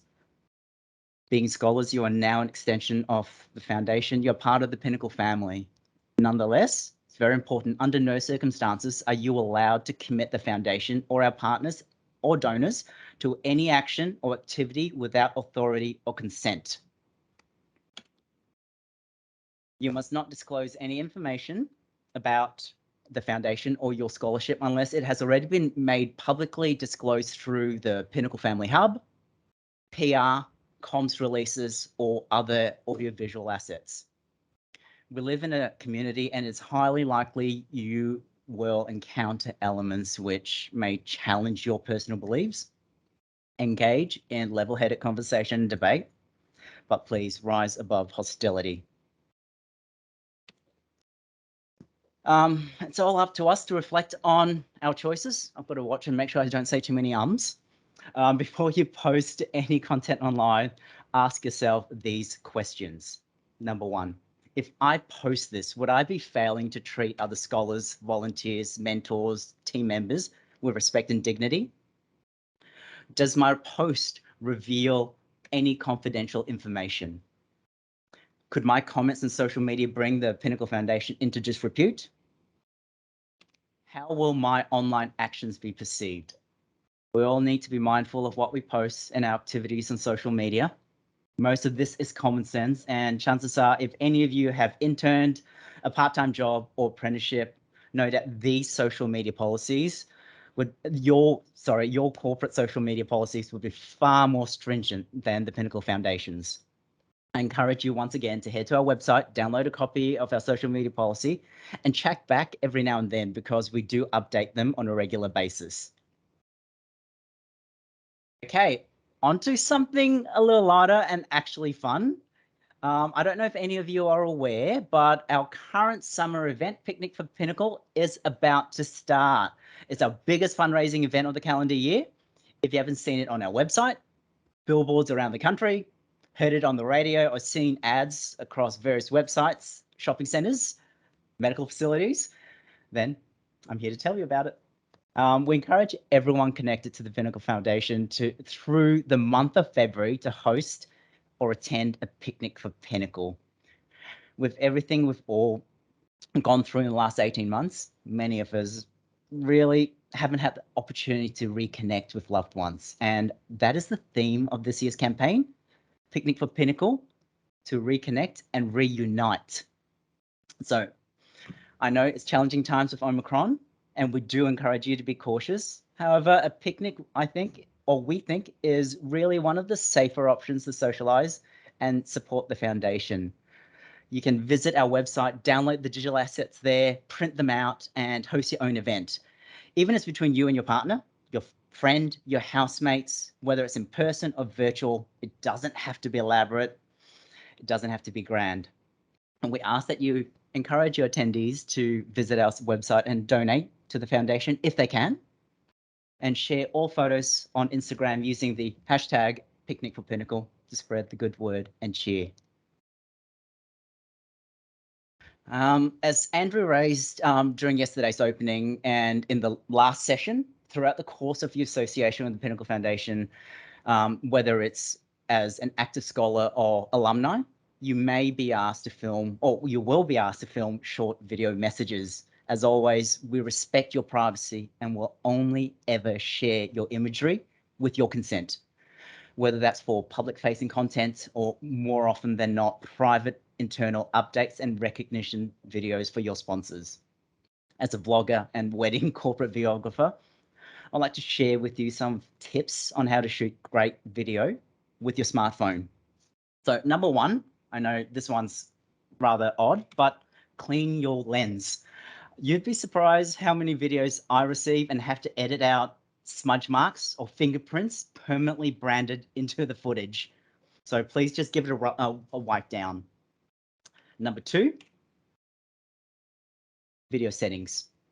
Go through your phone settings and make sure you're recording the video in 1080p or HD at an absolute minimum. Preferably you record in 4K at a minimum of 24 frames, but 30 frames will also be acceptable. I recommend you record your video with the rear facing cameras and not the selfie camera, as these tend to produce higher quality footage. Keep your phone horizontal or in landscape when you're recording. This way I can actually edit the video so that viewers will be able to see the footage at its full size. With this in mind, excuse me, if any of you are familiar with photography, there's something called the rule of thirds, where you always place your main subject within 1/3 axis of the frame. The idea is that this kind of gives an off-center composition. It's more pleasing to the eye and more natural. Ignore that. Completely ignore that. Throw it out the window. I want you to place yourself smack bang in the middle of the frame, right smack bang in the middle. Give yourself plenty of room above, below, and to the side. So in the event I need to crop, I'm not cutting your head in half. Due to this, due to the phone's very small sensor size and lenses, proper lighting is very, very important. Always try to shoot in brightly lit areas. Be aware of where your main light source is coming from. For example, the worst time of the day to film outside is at noon, because you have the heavy sun coming down on you and it creates very, very unattractive shadows.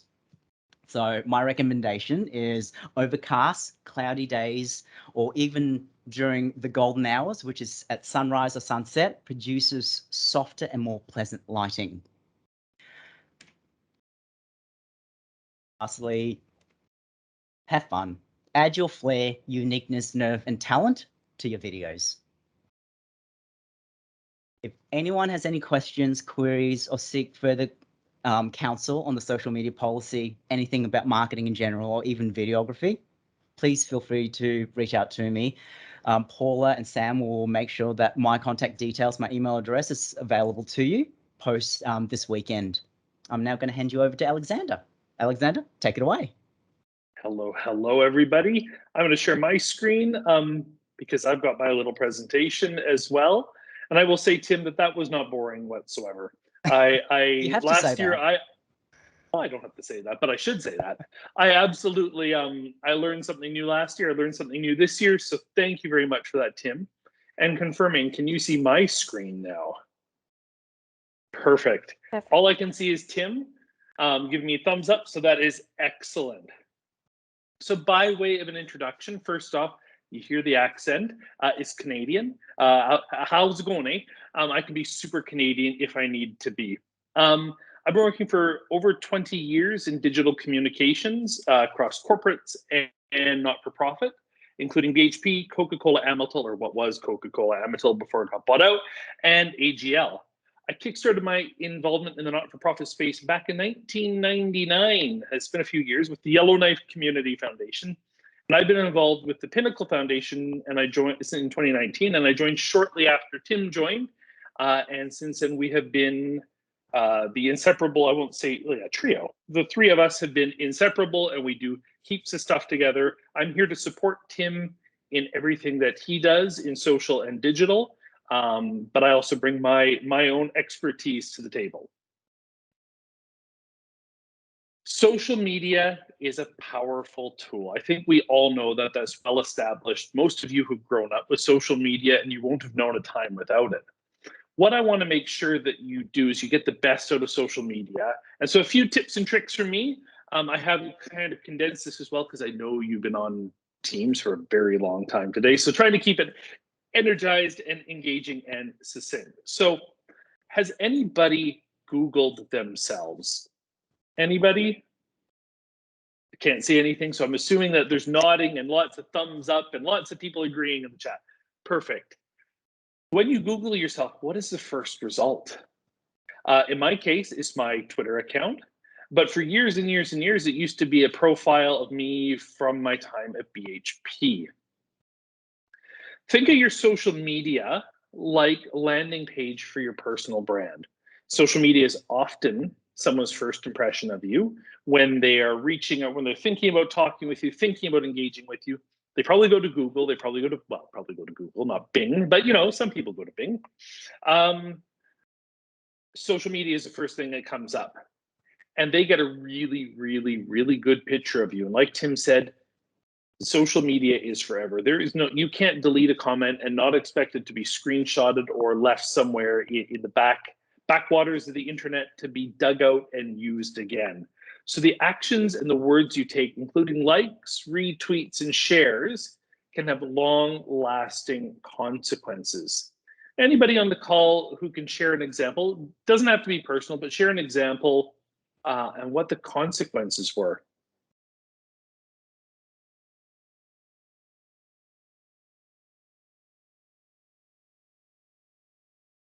Okay, well, I will share an example. I think I've got it on the next slide. No, I don't have it on the next slide.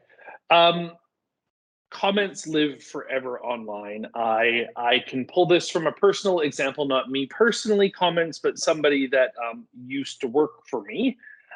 Made some really incredibly disparaging remarks online about a number of individuals, about different qualities and characteristics of these individuals. Those individuals ended up being in relative positions of power to them, and unfortunately, it lost him his job. Quite plainly put, these things can cost you your job. They can cost you your reputation. They can cost you your livelihood. Look at all the recent lockdown individuals in the US, people complaining or tracking people, seeing people in an individual doing bird watching in Central Park and recording him saying that she's being threatened. She's lost her partner, she's lost all relationships, she's lost her job. Things like this live forever, and we will forever know who this person is. That said, and Tim brought this up, you are now the face of the Pinnacle Foundation. So through receiving this scholarship, you now represent the Pinnacle Foundation, and that social media policy is really, really important to know. We encourage respectful debate and civil discourse. I need to stress that respectful part. I know you are all smart enough to know that, but in the heat of the moment, it is really easy to make a flippant remark that lives forever. And social media is a really, really important part of our overall strategy. We rely on social media to do the work we need to do, to raise the funds we need to raise, to offer the scholarships that we've offered to you. So it is really, really important that you think about what you're posting, what you're sharing, and who you're sharing it with, and what you're saying about people. I am going to call it really specifically, and this comes from corporate experience. I've worked for BHP for 15 years, Coca-Cola Amatil, and now AGL. Two of those companies are supporters of the Pinnacle Foundation. And while you might think, oh, well, I'll make a disparaging remark about company X, if they're a sponsor or a supporter of the Pinnacle Foundation, they often see those comments, and it doesn't take very long to figure things out. In my role, in my digital strategy role that I have with AGL, we monitor all of the communications and make sure that we are responding to our customers, make sure that we are responsive to power outages and gas outages. But in that comes through all sorts of other comments as well that we do in fact see. So that one little comment can come through, and corporates do see it. I know you may not necessarily agree with everything every company does in the world, but recognize right now that the partners of the Pinnacle Foundation, which include BHP, Rio Tinto, Commonwealth Bank, among many, many others, Accenture's in there, AGL's in there, they are keeping an eye. They love partnering with the Pinnacle Foundation and realize that it's not corporate partnering, it's actually people partnering. I am part of the reason that we continue to partner with the Pinnacle Foundation. There are lots of people that care an awful lot about the foundation. And so you just got to remember that about social media. We do see all of that. Not that it would necessarily change our minds, but it does reflect on the Pinnacle Foundation. One of the things I strongly encourage, and I think a lot of you are getting pretty good with this one. I have noticed that with team members who are younger than me, because I am not a spring chicken anymore. They keep a really tidy digital footprint. So they make sure regularly that their footprint represents them personally and professionally. They do a social media audit, and they're not afraid to turf channels like, maybe it's time for Facebook to go because it's really just time for it to go. Or maybe you're done with Pinterest. You went through that crafting phase and now you're done. Get rid of social channels that you don't need. Review your privacy settings. Facebook and Instagram, particularly owned by Meta, change those privacy settings all the time.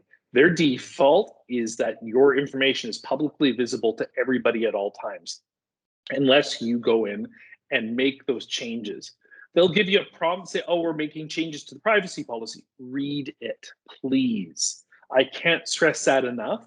And make sure that those privacy settings, if you want, are completely locked down so that only your friends and family and people that you want to see your content can see your content. The other thing I will say is that, do you really need all those apps on your phone? I also I challenge you to read some privacy policies. I mean, I know they're not the most interesting of reading, but lots of those apps are tracking your location. They're tracking what you do, who you're interacting with, what's the next app that you're on. I know with Apple, you can request not to track. That doesn't stop the tracking because there's some pretty ingenious ways around that one. And I'm sure that Android devices have similar things. So get rid of apps you're not using, get rid of social media you're not using, and make sure you keep it nice and tidy. Like, does it represent you, yes or no? Maybe that retweet of something, maybe that's not really something you want to share anymore. Or maybe that Instagram photo might be something you're like, time for it to go. Yes, these things live forever, but you can minimize and keep a tidy footprint. And my final part, because I wanted to keep it nice and succinct, is if you ever have questions or you need advice or you just want to chat general social media, you can reach out to Tim. You can reach out to myself at any point in time. We are easy to get a hold of. And Paula will send through this presentation as well. My Twitter handle's in there. You can give me a follow, shoot me a DM, or I probably should put my email address in this before I send it to Paula, so you can reach out to me that way as well. And I'm always happy to chat.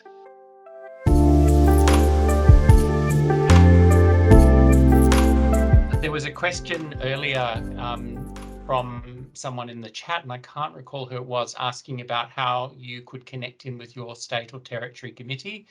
They will reach out to you. So for those of you who are attending your Scholar Welcome events that you've already received invitations to, you will get to meet a whole heap of the committees. They're all dying to meet you. And in the other locations, those events are, the dates will be finalised shortly and you'll be invited along as well. And there are specific scholar and mentor liaison contacts in each state or territory who will also become your go-to point in your location. So from me, a huge thank you to all of you for joining us this weekend, for participating so fully. It is an absolute honour to have you in the Pinnacle family, and we hope that we can in some way support your journey to realise your full potential. And Sam, I'll hand over to you for some final words. Thank you so much, Andrew. It's been such a beautiful weekend. I've really enjoyed the genuine moments of connection and authenticity that some of you amazing scholars have shared with us. So I'm so pleased to be welcoming you into the Pinnacle family. We've got quite a bit to work through in terms of next steps, or I do, just because of the sheer volume of all of you wonderful scholars. So from tomorrow, I will be starting to link each of you in with your mentors. And then once I've linked all of you in with your mentors, you'll have a great catch up, and I'll be catching up with your mentors just to make sure everything's ticking along nicely in early March. The other thing that I want to do with each of you, if you're open to it, is a mental health and kind of wellbeing plan, which will be individually tailored to who you are as people and the course that you're doing and the kind of resources that we can link you in with from the wider Pinnacle family in the state and territory that you're in. So I'll start to do that probably from not next week, the week after. And I'm going to be in touch with you all about Queer Chat and Crafternoons, which will be a regular fortnightly thing that I'll continue to run all through the academic year. We'll take a break in the middle of the year, but what I'll do is I'll send out the dates for that and the Microsoft team requests so we can all see each other back here again as Rainbow Brady Bunch and continue to create the connection. So yeah, I've really enjoyed meeting you. And if you've got any questions, don't be a stranger. Really reach out to me. I love to hear from you all. You should all have my email address and phone number. Or if you don't, you will very soon when I start sending out big long emails inviting you to all kinds of things. But yeah, it's the start of a very exciting chapter. I can appreciate that some of you are probably pretty tired, and it's been a huge weekend, so thank you so much for your time and engagement, energy and enthusiasm.